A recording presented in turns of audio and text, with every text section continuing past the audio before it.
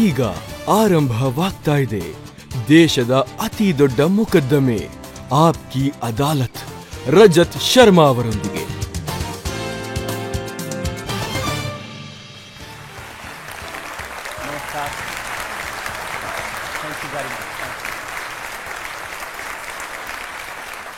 ಆಪ್ಕಿ ಅದಾಲತ್ನಲ್ಲಿ ಇವತ್ತು ನಮ್ಮ ಅತಿಥಿಯಾಗಿರೋರು ಒಬ್ಬ ಎಂಥ ವ್ಯಕ್ತಿ ಅಂತಂದ್ರೆ ಅವರ ಭಾಷಣಗಳನ್ನ ಕೇಳೋದಿಕ್ಕೆ ಪ್ರಪಂಚದಾದ್ಯಂತ ಜನರು ಕುತೂಹಲದಿಂದ ಕಾಯ್ತಾ ಇರ್ತಾರೆ. ಇವರದ್ದು ಎಂಥ ವ್ಯಕ್ತಿತ್ವ ಅಂದ್ರೆ 28 ವರ್ಷಗಳಿಂದ ರಾಜಕೀಯದಲ್ಲಿದ್ದಾರೆ, ಪಾರ್ಲಿಮೆಂಟಲ್ಲೂ ಕೂಡ ಇದ್ದಾರೆ.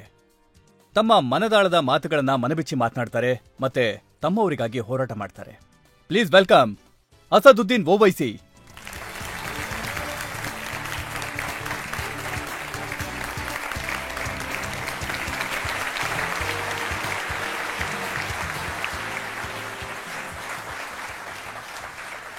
ಮತ್ತೆ ನಾನೀಗ ಆಪ್ಕಿ ಅದಾಲತ್ಗೆ ಸ್ವಾಗತಿಸ್ತಾ ಇದ್ದೇನೆ ಇವತ್ತಿನ ನಮ್ಮ ನ್ಯಾಯಾಧೀಶರಾದ ಹಿಂದೂಸ್ತಾನ್ ಟೈಮ್ಸ್ನ ಅನುಭವಿ ಪತ್ರಕರ್ತರಾದ ಕುಂಕುಮ್ ಚೆಡ್ಡಾ ಅವರನ್ನ.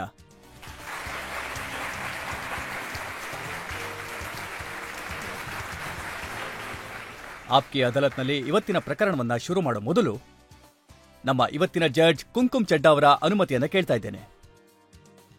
ಆಪ್ಕಿ ಅದಾಲತ್ನ ಇವತ್ತಿನ ಕಾರ್ಯಕ್ರಮನ ಶುರು ಮಾಡಿ. ಇವತ್ತಿನ ಕಾರ್ಯಕ್ರಮದಲ್ಲಿ ಆರೋಪ ಮತ್ತೆ ಪ್ರಶ್ನೆಗಳನ್ನ ಶುರು ಮಾಡೋದಕ್ಕೂ ಮೊದಲು ಒಂದು ಕಿರುನೋಟ ನೋಡೋಣ ಅಸದುದ್ದೀನ್ ಓವೈಸಿ ಸಾಹೇಬ್ರ ಪೊಲಿಟಿಕಲ್ ಕರಿಯರ್ ಮೇಲೆ. ಆಲ್ ಇಂಡಿಯಾ ಮಜ್ಲಿಸೆ ಇತ್ತೆಹಾದುಲ್ ಮುಸ್ಲಿಮೀನ್ ಅಧ್ಯಕ್ಷ ಅಸಾದುದ್ದೀನ್ ಓವೈಸಿ ತಮ್ಮ ನಿಷ್ಠುರ ಹೇಳಿಕೆಗಳಿಂದ ಸದಾ ಸುದ್ದಿಯಲ್ಲಿರುತ್ತಾರೆ. सोनिया गांधी आज हुबली में है, राहुल गांधी हुबली में। अरे बात करो, मस्जिद को शहीद कर दिया, दरगाह को तोड़ दिए। हुबली में 150 बच्चे हैं, मगर शेतकर के लिए तायीद करने सोनिया गांधी आती है, जो आरएसएस से निकले और आज भी आरएसएस में है। ಅಸಾದುದ್ದೀನ್ ಓವೈಸಿ 1994ರಲ್ಲಿ ಮೊದಲ ಬಾರಿಗೆ ಆಂಧ್ರಪ್ರದೇಶ ವಿಧಾನಸಭೆಯ ಶಾಸಕರಾದರು. 2 ಬಾರಿ ಶಾಸಕರಾದ ನಂತರ ಅಸಾದುದ್ದೀನ್ ಓವೈಸಿ 4 ಬಾರಿ ಹೈದರಾಬಾದ್ನಿಂದ ಲೋಕಸಭೆ ಚುನಾವಣೆಯಲ್ಲಿ ಗೆದ್ದಿದ್ದಾರೆ. ಪಾರ್ಲಿಮೆಂಟಲ್ಲಿ ಪ್ರದರ್ಶನಕ್ಕಾಗಿ ಅಸಾದುದ್ದೀನ್ ಓವೈಸಿ ಅವರಿಗೆ ಸಂಸದ್ ರತ್ನ ಪ್ರಶಸ್ತಿಯನ್ನು ನೀಡಿ ಪುರಸ್ಕೃತಗೊಳಿಸಲಾಗಿದೆ. ಇದಷ್ಟೇ ಅಲ್ಲದೆ ಅಸಾದುದ್ದೀನ್ ಓವೈಸಿ ಅಲ್ಪಸಂಖ್ಯಾತರ ಕಲ್ಯಾಣಕ್ಕಾಗಿಯೂ ಶ್ರಮಿಸುತ್ತಿದ್ದಾರೆ. ದಾರುಸ್ ಸಲಾಂ ಎಜುಕೇಷನಲ್ ಟ್ರಸ್ಟ್ ಅಧ್ಯಕ್ಷ Asaduddin Owaisi engineering, architecture, management ಮತ್ತೆ ಕಂಪ್ಯೂಟರ್ ಸೈನ್ಸ್ ಕಲಿಸುವ ಅನೇಕ ವೃತ್ತಿಪರ ಕಾಲೇಜುಗಳನ್ನು ನಡೆಸುತ್ತಿದ್ದಾರೆ. ಓವೈಸಿ ಹಾಸ್ಪಿಟಲ್ ಮತ್ತು ಪ್ರಿನ್ಸೆಸ್ ಇಸ್ರಾ ಹಾಸ್ಪಿಟಲ್ನಲ್ಲಿ ರೋಗಿಗಳ ಚಿಕಿತ್ಸೆಯನ್ನು ಅವರು ಮಾಡಿಸುತ್ತಾರೆ. ಕೋಆಪರೇಟಿವ್ ಬ್ಯಾಂಕ್ಗಳ ಸಹಾಯದಿಂದ ಬಡವರಿಗೆ ಸಹಾಯ ಮಾಡಿಸುತ್ತಾರೆ. The Royal Islamic Strategic Study ಸೆಂಟರ್ನ ವಿಶ್ವದಲ್ಲೇ 500 ಅತ್ಯಂತ ಪ್ರಭಾವಶಾಲಿ ಮುಸ್ಲಿಮರ ಪಟ್ಟಿಯಲ್ಲಿ ಅಸಾದುದ್ದೀನ್ ಓವೈಸಿ ಅವರ ಹೆಸರು ಪದೇ ಪದೇ ಕಾಣಿಸಿಕೊಳ್ಳುತ್ತದೆ. ಅಸಾದುದ್ದೀನ್ ಓವೈಸಿ ತಮ್ಮ ಪಕ್ಷ AIMIM ಅನ್ನು ರಾಷ್ಟ್ರಮಟ್ಟಕ್ಕೆ ಕೊಂಡೊಯ್ದರು. ಮಹಾರಾಷ್ಟ್ರ ಮತ್ತು ಬಿಹಾರ್ ಚುನಾವಣೆಗಳನ್ನು ಗೆಲ್ಲುವ ಮೂಲಕ ತಮ್ಮ ವಿರೋಧಿಗಳನ್ನು ಅಚ್ಚರಿಗೊಳಿಸಿದ್ದಾರೆ. ವೃತ್ತಿಯಲ್ಲಿ ವಕೀಲರು, ಲಂಡನ್ನ Lincoln's Inn bar at law barrister Asaduddin Owaisi Aapki ಅದಾಲತ್ನಲ್ಲಿ ತಮ್ಮ ಪ್ರಕರಣವನ್ನು ತಾವೇ ಹೋರಾಡುತ್ತಾರೆ. ಇವತ್ತಿನ ಪ್ರಕರಣವನ್ನ ಶುರು ಮಾಡೋ ಮೊದಲು ಆಪ್ಕಿ ಅದಾಲತ್ನಲ್ಲಿ ಮೊದಲ ಆರೋಪ ಬ್ಯಾರಿಸ್ಟರ್ ಅಸಾದುದ್ದೀನ್ ಓವೈಸಿ ಅವರ ವಿರುದ್ಧ. ಆಪ್ಕಿ ಅದಾಲತ್ನಲ್ಲಿ AIMIMನ ಪ್ರೆಸಿಡೆಂಟ್ ಅಸದುದ್ದೀನ್ ಓವೈಸಿ ಅವರ ಮೇಲೆ ಇರುವ ಆರೋಪವೆಂದರೆ ಇವರೊಬ್ಬರು ಆಕ್ಸಿಡೆಂಟಲ್ ಪೊಲಿಟಿಷಿಯನ್ ಎಂಬುದು. ಓವೈಸಿ ಸಾಹೇಬ್ರೆ, ಇದು ನಿಜನಾ? ನಿಮಗೆ ರಾಜಕೀಯಕ್ಕೆ ಬರೋದಕ್ಕೆ ಇಷ್ಟ ಇರಲಿಲ್ಲ, ನೀವೊಬ್ರು ಕ್ರಿಕೆಟರ್ ಆಗೋದಕ್ಕೆ ಇಷ್ಟಪಟ್ಟಿದ್ರಿ, ನೀವು ಒಳ್ಳೆ ಫಾಸ್ಟ್ ಬೌಲರ್ ಆಗಿದ್ರಿ. ಜೀವನದಲ್ಲಿ ಎಲ್ಲವನ್ನೂ ನಿರ್ಧಾರ ನೀವು ಮಾಡಲ್ವಲ್ಲ, ನಿರ್ಧಾರ ಮಾಡೋನು ಮೇಲಿರೋನು. ಆಗ ಯುವಕನಾಗಿದ್ದಾಗ ಒಂದು ಆಸೆ ಇತ್ತು ನನಗೆ, ಕ್ರಿಕೆಟರ್ ಆಗಬೇಕು ಅಂತ. ಆಗ ಕೆಲವರು ಹಿರಿಯರು ಏನು ಹೇಳಿದ್ದು ಅಂದರೆ, ಶಿಕ್ಷಣ ಮುಂದುವರಿಸು, ತರಬೇತಿ ಪಡ್ಕೊ ಅಂತ. ಅದಕ್ಕೆ ನಾವು ನಮ್ಮ ವಾಲಿದವ್ರ ಮಾತನ್ನ ಕೇಳಿದ್ವಿ. ಆಮೇಲೆ ತಾಲೀಮ್ ಮಾಡೋದಕ್ಕೆ ಅಂತ ಹೋದೆ. ನಿಮಗೆ ನೆನಪಿದ್ಯಾ, ಒಂದು ಮ್ಯಾಚಲ್ಲಿ ನೀವು 6 ವಿಕೆಟ್ ತಗೊಂಡಿದ್ರಿ? ಅದು ಉಸ್ಮಾನಿಯಾ ಯೂನಿವರ್ಸಿಟಿ ಮತ್ತು ಬ್ಯಾಂಗ್ಳೂರು ಯೂನಿವರ್ಸಿಟಿಯ ಇಂಟರ್ವಾರ್ಸಿಟಿಯ ಫೈನಲ್ ಆಗಿತ್ತು. ಉಸ್ಮಾನಿಯಾ ಯೂನಿವರ್ಸಿಟಿ ಗ್ರೌಂಡಲ್ಲಿ ನಾನು ಉಸ್ಮಾನಿಯಾ ಯೂನಿವರ್ಸಿಟಿ ಕಡೆ ಓಪನಿಂಗ್ ಬೌಲರ್ ಆಗಿದ್ದೆ. ಸೊ ಮ್ಯಾಚಲ್ಲಿ 6 ವಿಕೆಟ್ ತೆಗೆದೆ. ಹಾಗೆ ಅಪೋಸಿಟ್ ಬೆಂಗಳೂರು ಯೂನಿವರ್ಸಿಟಿಯಿಂದ ವೆಂಕಟೇಶ್ ಪ್ರಸಾದ್ ಅವರು ಓಪನಿಂಗ್ ಬೌಲರ್ ಆಗಿ ಬಂದರು. ಅವ್ರಿಗೆ 1-2 ವಿಕೆಟ್ ಸಿಕ್ತು ಅನ್ಸುತ್ತೆ. ಅವರು ಸೌತ್ ಝೋನ್ ಯೂನಿವರ್ಸಿಟಿಯಿಂದ ಸೆಲೆಕ್ಟ್ ಆಗಿ ಬಂದಿದ್ರು. ಸೊ ಅದೇ ಕೊನೆ. ಆಮೇಲೆ ಕ್ರಿಕೆಟ್ ಕನಸು ಅಲ್ಲಿಗೆ ಮುಗ್ದೋಯ್ತು. ಕ್ರಿಕೆಟ್ಗೆ ತುಂಬಾನೇ ನಷ್ಟ ಆಯ್ತು. ಒಬ್ಬ ಒಳ್ಳೆ ಫಾಸ್ಟ್ ಬೌಲರ್ನ ಮಿಸ್ ಮಾಡ್ಕೊಂಡ್ವಿ. ಇಲ್ಲ ನನಗೆ ಉಪಯೋಗ ಆಯ್ತು ಆ್ಯಕ್ಚುಲಿ. ಏನು ಅಂತ ಹೇಳಕ್ಕಾಗಲ್ಲ. ನೋಡಿ, ಆಟದಲ್ಲಿ ಕ್ರಿಕೆಟಲ್ಲಿ ಏನಾಗ್ತಿತ್ತೋ ಗೊತ್ತಿಲ್ಲ, ಬಟ್ ನನ್ನ ಜೊತೆ ಎಷ್ಟು ಜನ ಪ್ಲೇಯರ್ಸ್ ಇದ್ರೋ ಅವರೆಲ್ಲ ಮಾಷಾಲ್ಲ ಒಳ್ಳೆ ಪ್ಲೇಯರ್ಸ್ ಆಗಿದ್ರು, ಒಳ್ಳೆ ಬ್ಯಾಟ್ಸ್ಮನ್ಗಳಾಗಿದ್ರು, ಒಳ್ಳೆ ಬೌಲರ್ಸ್ ಆಗಿದ್ರು. ಬಟ್ ಈ ಜೀವನ ಅನ್ನೋದೇನಿದೆ, ಈ ಪ್ರಯಾಣದಲ್ಲಿ ಯಾರ್ಯಾರನ್ನ ಎಲ್ಲೆಲ್ಲಿ ಕರ್ಕೊಂಡೋಗುತ್ತೆ ಅಂತ ಹೇಳಕ್ಕಾಗಲ್ಲ. ಆಮೇಲೆ ನೀವು ಲಾಯರ್ ಆಗ್ಬೇಕು ಅಂತ ಅನ್ಕೊಂಡಿದ್ರಿ. ವಕೀಲಾಗಬೇಕು ಅಂತ ಲಂಡನ್ನಲ್ಲಿ LLB ಮುಗಿಸ್ಕೊಂಡೆ. ಆಮೇಲೆ ಲಿಂಕಿನ್ಸಿನಲ್ಲಿ ಬಾರ್ 8 ಲಾ ಮಾಡಿದೆ. US ಹೋಗ್ಬಿಟ್ಟು ಆಮೇಲೆ LLM ಮಾಡಬೇಕು ಅಂತ ಅನ್ಕೊಂಡೆ. ನಮ್ಮ ತಂದೆಯವ್ರು ಹೇಳಿದ್ರು ಬ್ಯಾರಿಸ್ಟ್ರಿ ಮಾಡು ಅಂತ. ಅದನ್ನು ಮುಗಿಸ್ದೆ. ಅವ್ರ ಆಶೀರ್ವಾದದಿಂದ ಅದು ಮುಗೀತು. ನನಗದು ಒಳ್ಳೇದನ್ನಿಸ್ತು. ಆದ್ರೆ ನಮಗ್ ಗೊತ್ತಿರೋ ಪ್ರಕಾರ ನೀವೊಬ್ಬ ಬುದ್ಧಿವಂತ ವಿದ್ಯಾರ್ಥಿ ಆಗಿದ್ರಿ. ನೀವು ಮೆಕ್ಡೊನಾಲ್ಡ್ಸಲ್ಲಿ ಕೆಲಸ ಮಾಡಿದ್ರಿ, ಮತ್ತೆ ಆಕ್ಸ್ಫರ್ಡ್ನ ಸ್ಟೋರಲ್ಲಿ ಕೂಡ ಕೆಲಸ ಮಾಡಿದ್ರಿ. ಖಂಡಿತ ಈ ಕೆಲಸನ ಪ್ರತಿಯೊಬ್ರು ಮಾಡ್ತಾರೆ. ನಾನೊಬ್ನೇ ಅಂತಲ್ಲ, ಪ್ರತಿಯೊಬ್ಬ ಸ್ಟೂಡೆಂಟ್ ಕೂಡ ಕೆಲಸ ಮಾಡ್ತಾರೆ. ಈಗ ನನ್ನ ಹತ್ರ ಒಂದು ಫೋಟೋ ಇದೆ, ಅದನ್ನ ನಾನು ಜನಗಳಿಗೆ ತೋರಿಸೋದಕ್ಕೆ ಇಷ್ಟಪಡ್ತೀನಿ. ನೀವು ಎಷ್ಟು ಹ್ಯಾಂಡ್ಸಮ್ ಆಗಿ ಕಾಣಿಸ್ತಾ ಇದ್ರಿ ಅಂತ.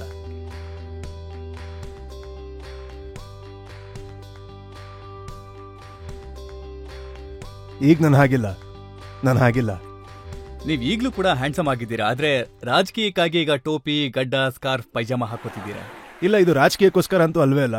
ಇದು ನಮ್ಮ ಹೈದರಾಬಾದ್ನ ಒಂದು ಪದ್ಧತಿ ಅಷ್ಟೇ. ನಾನಿದ್ರಲ್ಲಿ ತುಂಬಾನೇ ಕಂಫರ್ಟಬಲ್ ಆಗಿದ್ದೀನಿ. ಇದನ್ನ ರಾಜಕೀಯಕ್ಕೋಸ್ಕರ ಅಂತೂ ಹಾಕೋತಾ ಇಲ್ಲ. ಆದ್ರೆ ನೀವು ರಾಜಕೀಯಕ್ಕೆ ಬಂದಿದ್ದಾದ್ರೂ ಹೇಗೆ? ನಾನು 1994 ವಾಪಸ್ ಬಂದಾಗ ಆ ಸಮಯದಲ್ಲಿ ನಮ್ಮ ತಂದೆಯವರು ಮತ್ತೆ ಪಾರ್ಟಿಯ ದೊಡ್ಡ ದೊಡ್ಡ ವ್ಯಕ್ತಿಗಳು ನನಗೆ ಹೇಳಿದ್ದೇನು ಅಂದ್ರೆ, ನೋಡು, ರಾಜಕೀಯದಲ್ಲಿ ವಿದ್ಯಾವಂತರ ಅವಶ್ಯಕತೆ ಇದೆ, ಮತ್ತೆ ಅಲ್ಲ ನಿನಗೆ ಆ ಒಂದು ವರ ಕೊಟ್ಟಿದ್ದಾರೆ, ನೀನು ಬಾ ಪಾರ್ಟಿ ಒಳಗಡೆ ಸೇರ್ಕೋ, ಕೆಲಸ ಮಾಡು ಅಂತ ಹೇಳಿದ್ರು. 94 ನನ್ನ ಎಲೆಕ್ಷನ್ಗೆ ನಿಂತಾಗ ನಮ್ಮ ಪಾರ್ಟಿಯಿಂದ ಒಬ್ಬರೇ MLA ಗೆದ್ದಿದ್ದು, ಸಿಂಗಲ್ MLA ಆಗಿದ್ರು. ಸೊ ಅವ್ರು 5 ವರ್ಷ ತುಂಬಾನೇ ಕಷ್ಟಪಡಬೇಕಾಗಿತ್ತು. ಆಮೇಲೆ 94 MLA ಆಗಿದ್ರು. ಆಮೇಲೆ 96 ಪಾರ್ಲಿಮೆಂಟ್ ಎಲೆಕ್ಷನ್ ಬಂತು. ನಿಮಗೂ ಈ ವಿಷಯ ಗೊತ್ತಿರಬೇಕು, 98 ಇನ್ನೊಂದು ಪಾರ್ಲಿಮೆಂಟ್ ಎಲೆಕ್ಷನ್ ಬಂತು, 99 ಮತ್ತೊಂದು ಬಂತು. ಸೊ ಆಗೇನಾಯ್ತು ಅಂದರೆ, ಆಗ ಇಸ್ಲಾಮಿಕ್ ಕ್ಯಾಲೆಂಡರ್ ಪ್ರಕಾರ ನಾನು ಪ್ರಯಾಣದ ತಿಂಗಳಲ್ಲಿ ಹುಟ್ಟಿದ್ದೆ. ನಮ್ಮಮ್ಮ ಯಾವಾಗ್ಲೂ ಹೇಳೋರು, ನೀನ್ ಮನೇಲಿ ಇರೋದೇ ಇಲ್ಲ ಅಂತ. ನಾನು ಹೇಳ್ತಿದ್ದೆ, ಅಮ್ಮ ನನ್ನ ಪ್ರಯಾಣದ ತಿಂಗಳಲ್ಲಿ ಹುಟ್ಟಿಸ್ಬಿಟ್ಟು ಹೀಗೆ ಹೇಳ್ತಿಯಲ್ಲ ಅಂತ. ಸೊ ಇದರಿಂದ ನನ್ನ ರಾಜಕೀಯದ ಪ್ರಯಾಣ ಶುರುವಾಯಿತು ಅಂತ ಹೇಳ್ಬೋದು. ನಿಮ್ಮ ಹೆಂಡತಿದೊಂದು ದೂರಿದೆ, ಅದೇನು ಅಂತಂದ್ರೆ ಮದುವೆ ಆದ ಮಾರನೇ ದಿನ ಬೆಳಿಗ್ಗೆ ನೀವು ಭಾಷಣ ಮಾಡೋದಕ್ಕೆ ವಿಧಾನಸಭೆಗೆ ಹೋಗಿದ್ರಿ. ನೀವು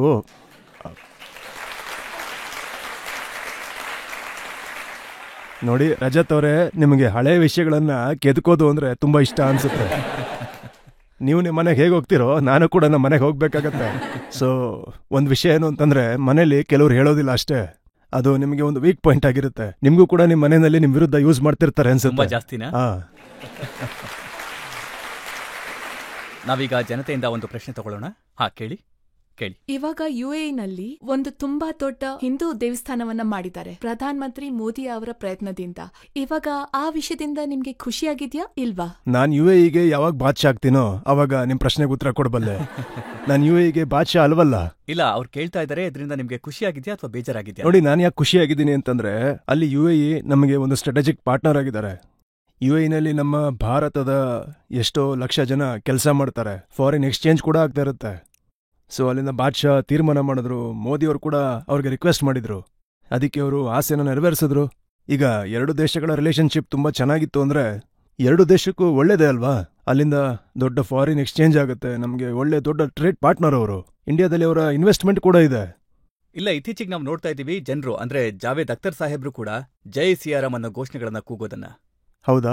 ಅವರು ಮಜಹಬ್ನ ಯಾವಾಗ ಬಿಲೀವ್ ಮಾಡಕ್ ಶುರು ಮಾಡಿದ್ರು? ಅವರು ಏಥಿಸ್ಟ್ ಅಲ್ವಾ?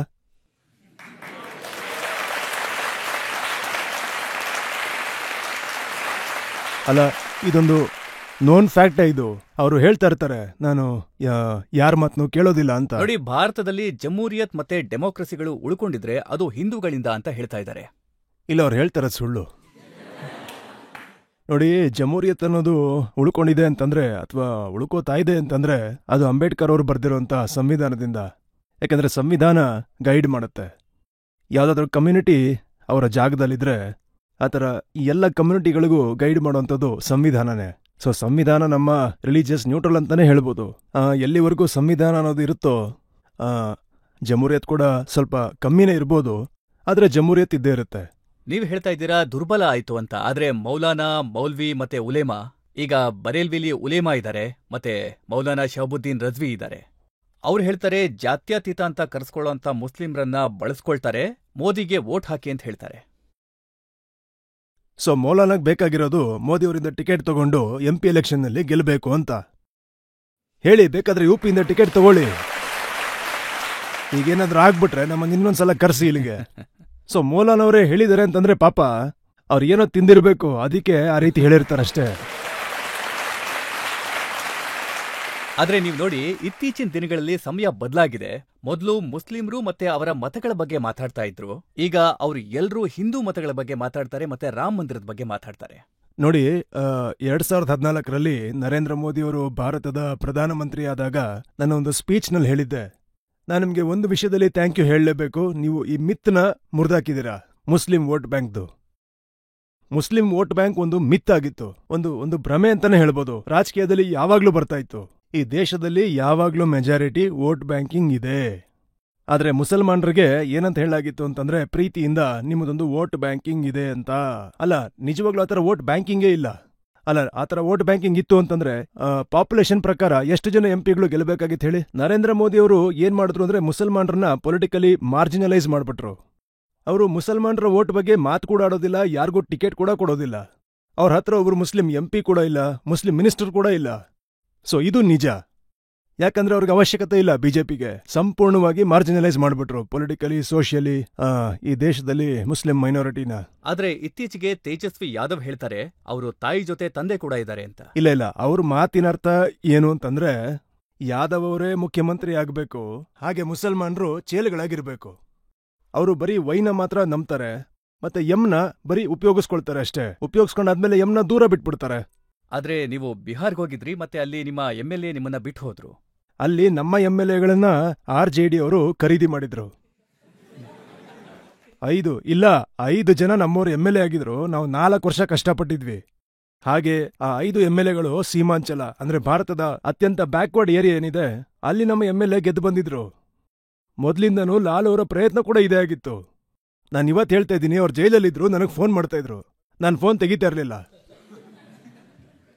ಆಗ ಎಷ್ಟೋ ಜನ ಹೇಳಿದ್ರು, ನಿಮ್ ಫೋನಲ್ಲಿ ಮಾತಾಡಬೇಡಿ, ಬೇಕಾದ್ರೆ ಬೇರೆ ಫೋನಲ್ಲಿ ಮಾತಾಡಿ ಅಂತ. ನಾನು ಹೇಳಿದೆ, ನನ್ನ ಫೋನ್ ಇಡೀ ಪ್ರಪಂಚ ಕೇಳಿಸ್ಕೊಳ್ಳುತ್ತೆ. ಜೈಲಿರೋ ವ್ಯಕ್ತಿ ಜೊತೆ ನಾನು ಯಾಕೆ ಮಾತಾಡಬೇಕು? ಸರಿ, ಅವ್ರ ಕಡೆ ಇನ್ನೊಬ್ರು ಮಾತಾಡಕ್ ಬಂದ್ರು, ನಾನು ಮಾತಾಡ್ಲಿಲ್ಲ. ಅವ್ರು ಕೇಳ್ತಾ ಇದ್ರು ನಮ್ಮ MLAಗಳನ್ನ ಕೊಟ್ಬಿಡಿ ಅಂತ. ನಾನು ಯಾಕೆ MLAಗಳನ್ನ ಕೊಡ್ಲಿ? ನಮ್ಮಲ್ಲಿ 5 ಜನ MLAಗಳು ಏನ್ ಗೆದ್ದಿದ್ರು, ಅವರಲ್ಲಿ 4 ಜನ MLAಗಳನ್ನ ಖರೀದಿ ಮಾಡಿದಿರಾ. ಖರೀದಿ ಮಾಡಿದ್ಮೇಲೆ ಸೀಮಾಂಚಲಕ್ಕೆ ನೀವ್ ಏನ್ ಮಾಡಿದ್ರಿ? ಸೀಮಾಂಚಲಕ್ಕೆ ಉಪಯೋಗ ಆಗೋಂಥದ್ದು ಏನೂ ಮಾಡಿಲ್ಲ. ಈಗಲ್ಲಿ ಏನಾಗಿದೆ ಪರಿಸ್ಥಿತಿ ಹೋಗಿ ನೋಡಿ ಗೊತ್ತಾಗತ್ತೆ. ಈಗ ತೇಜಸ್ವಿ ಅವ್ರನ್ನ ಕೇಳಬೇಕಾಗಿರೋದು, ಹೌ ಡು ಯು ಫೀಲ್? ಮಜಾ ಬಂತ ಇವಾಗ ನಿಮಗೆ ಅಂತ ಕೇಳಬೇಕು. ಆದ್ರೆ ತೇಜಸ್ವಿ ಅವ್ರ ತಪ್ಪೇನಿದೆ? ಉಲ್ಟಾ ಹೊಡೆದಿದ್ದು ಚಿಕ್ಕಪ್ಪ ಅಲ್ವಾ? ನಾನು ಕೇವಲ 19 ಸೀಟಲ್ಲಿ ಹೋರಾಡ್ತಾ ಇರಬೇಕಾದ್ರೆ ನಾನು ಓಟ್ ಕದಿಯುವಂತ ವ್ಯಕ್ತಿಯಾಗಿರ್ತೀನಿ. ನೀವು ಬಿಜೆಪಿಗೆ ಅದೇ ಜಾಗದಲ್ಲಿ 2 ಸಲ ಓಟ್ ಹಾಕಿದ್ರೆ ಸತ್ಯ ಹರಿಶ್ಚಂದ್ರ ಆಗ್ಬಿಟ್ರಿ. ಹಾಗಾದ್ರೆ ನೀವೇ ಹೇಳಿ ಇದೇನು ಅಂತ. ನೋಡಿ, ಇದು ಯಾವ ತರ ಪೊಲಿಟಿಕಲ್ ಅಪೋಸಿಷನ್ ಅಂತಂದ್ರೆ, ಇದರಿಂದ ಒಂದು ವಿಷಯ ಅರ್ಥ ಆಗುತ್ತೆ, ಈ ದೇಶದಲ್ಲಿ ಯಾರೊಬ್ರಿಗೂ ಇಷ್ಟ ಇಲ್ಲ ಮುಸಲ್ಮಾನರ ಒಂದು ಪೊಲಿಟಿಕಲ್ ಲೀಡರ್ಶಿಪ್ ಆಗ್ಲಿ ಅನ್ನೋದು. ನೋಡಿ ಎಷ್ಟು ಜನ ನಾಯಕರಿದ್ದಾರೆ ಅಂತ. ಮಮತಾ ಬ್ಯಾನರ್ಜಿ ತರ ಅವ್ರ ಬಗ್ಗೆ ಒಂದು ಎಂತ ನಂಬಿಕೆ ಇದೆ ಅಂದ್ರೆ ಅವರನ್ನ ಮುಸ್ಲಿಮರ ಹಿತೈಷಿ ಅಂತಾರೆ. ನನಗೆ ನೋಡಿ ರಜತ್ ಅವರೇ, ನೀವು ನನ್ನ ಎಲ್ಲಿ ಕರ್ಕೊಂಡು ಹೋಗ್ತಾ ಇದ್ರಿ ಅಂತ ಗೊತ್ತಾಗ್ತಿದೆ. ನೀವು ತಲೆ ಕೆಡಿಸ್ಕೋಬೇಡಿ. ನೀವೆಲ್ಲ ಕರ್ಕೊಂಡೋದಾಗ ಅದ್ರ ಉತ್ತರ ನಾನು ಕೊಡ್ತೀನಿ. ಇದು ಸತ್ಯನೇ. ನಾವು ಅಥವಾ ನೀವು ಮಾಲ್ದಾ ಅಥವಾ ಮುರ್ಷಿದಾಬಾದ್ಗೆ ಹೋದ್ರೆ ಅಲ್ಲಿ ಹೋಗಿ ನೋಡಿದಾಗ ಗೊತ್ತಾಗುತ್ತೆ. ಅಂದ್ರೆ ಭೂಮಿಯಲ್ಲಿ ನೀರು ಏನಿದೆ WHO ಲಿಮಿಟ್ಗಿಂತ ಹೆಚ್ಚಿನ ಆರ್ಸೆನಿಕ್ ಇದೆ ಅದರಲ್ಲಿ. ನೀವು ಜಾಗದಲ್ಲಿ ಸುತ್ತಾಡಿ ಯಾರಾದ್ರೂ ಮುಸಲ್ಮಾನ್ ಮಹಿಳೆಯರ ಬೆರಳುಗಳನ್ನ ನೋಡಿದ್ರೆ ನಿಮ್ಗೆ ಗೊತ್ತಾಗುತ್ತೆ, ಆ ಬೆರಳುಗಳು ತುಂಬಾ ಒರ್ಟಾಗಿರುತ್ತೆ. ಯಾಕಂದ್ರೆ ಅವರು ಬೀಡಿ ಕಟ್ತಾರೆ. ಈಗ ನೀವೇ ಹೇಳಿ, ಸೆಕ್ಯುಲರಿಸಂ ಅನ್ನೋದಕ್ಕೆ ಏನ್ ಅರ್ಥ ಇದೆ? ಏನ್ ಸೆಕ್ಯುಲರಿಸಂ ಮಾಡ್ತಾ ಇದ್ದೀರಾ? ಎಷ್ಟು ಶೇರ್ ಇದೆ ನಿಮ್ಮ ಗವರ್ಮೆಂಟ್ ಎಂಪ್ಲಾಯ್ಮೆಂಟ್ ಅಲ್ಲಿ? ನೋಡಿ, ಇದನ್ನೇ ಮುಸಲ್ಮಾನ ಸಮುದಾಯದವರು ಅರ್ಥ ಮಾಡ್ಕೋಬೇಕು. ನಾವು ಬರೀ ಉಪಯೋಗಕ್ಕೊಳಗಾಗ್ತಾ ಇದ್ದೀವಿ. ಅದಕ್ಕೆ ನಾವು ನಮ್ಮ ಲೀಡರ್ಶಿಪ್ನ ಮಾಡ್ಕೋಬೇಕು. ಆದ್ರೆ ಅಲ್ಲಂತೂ ಜನ N ಬ್ಲಾಕ್ ವೋಟ್ ಖಂಡಿತ ಕೊಡ್ತಾರೆ.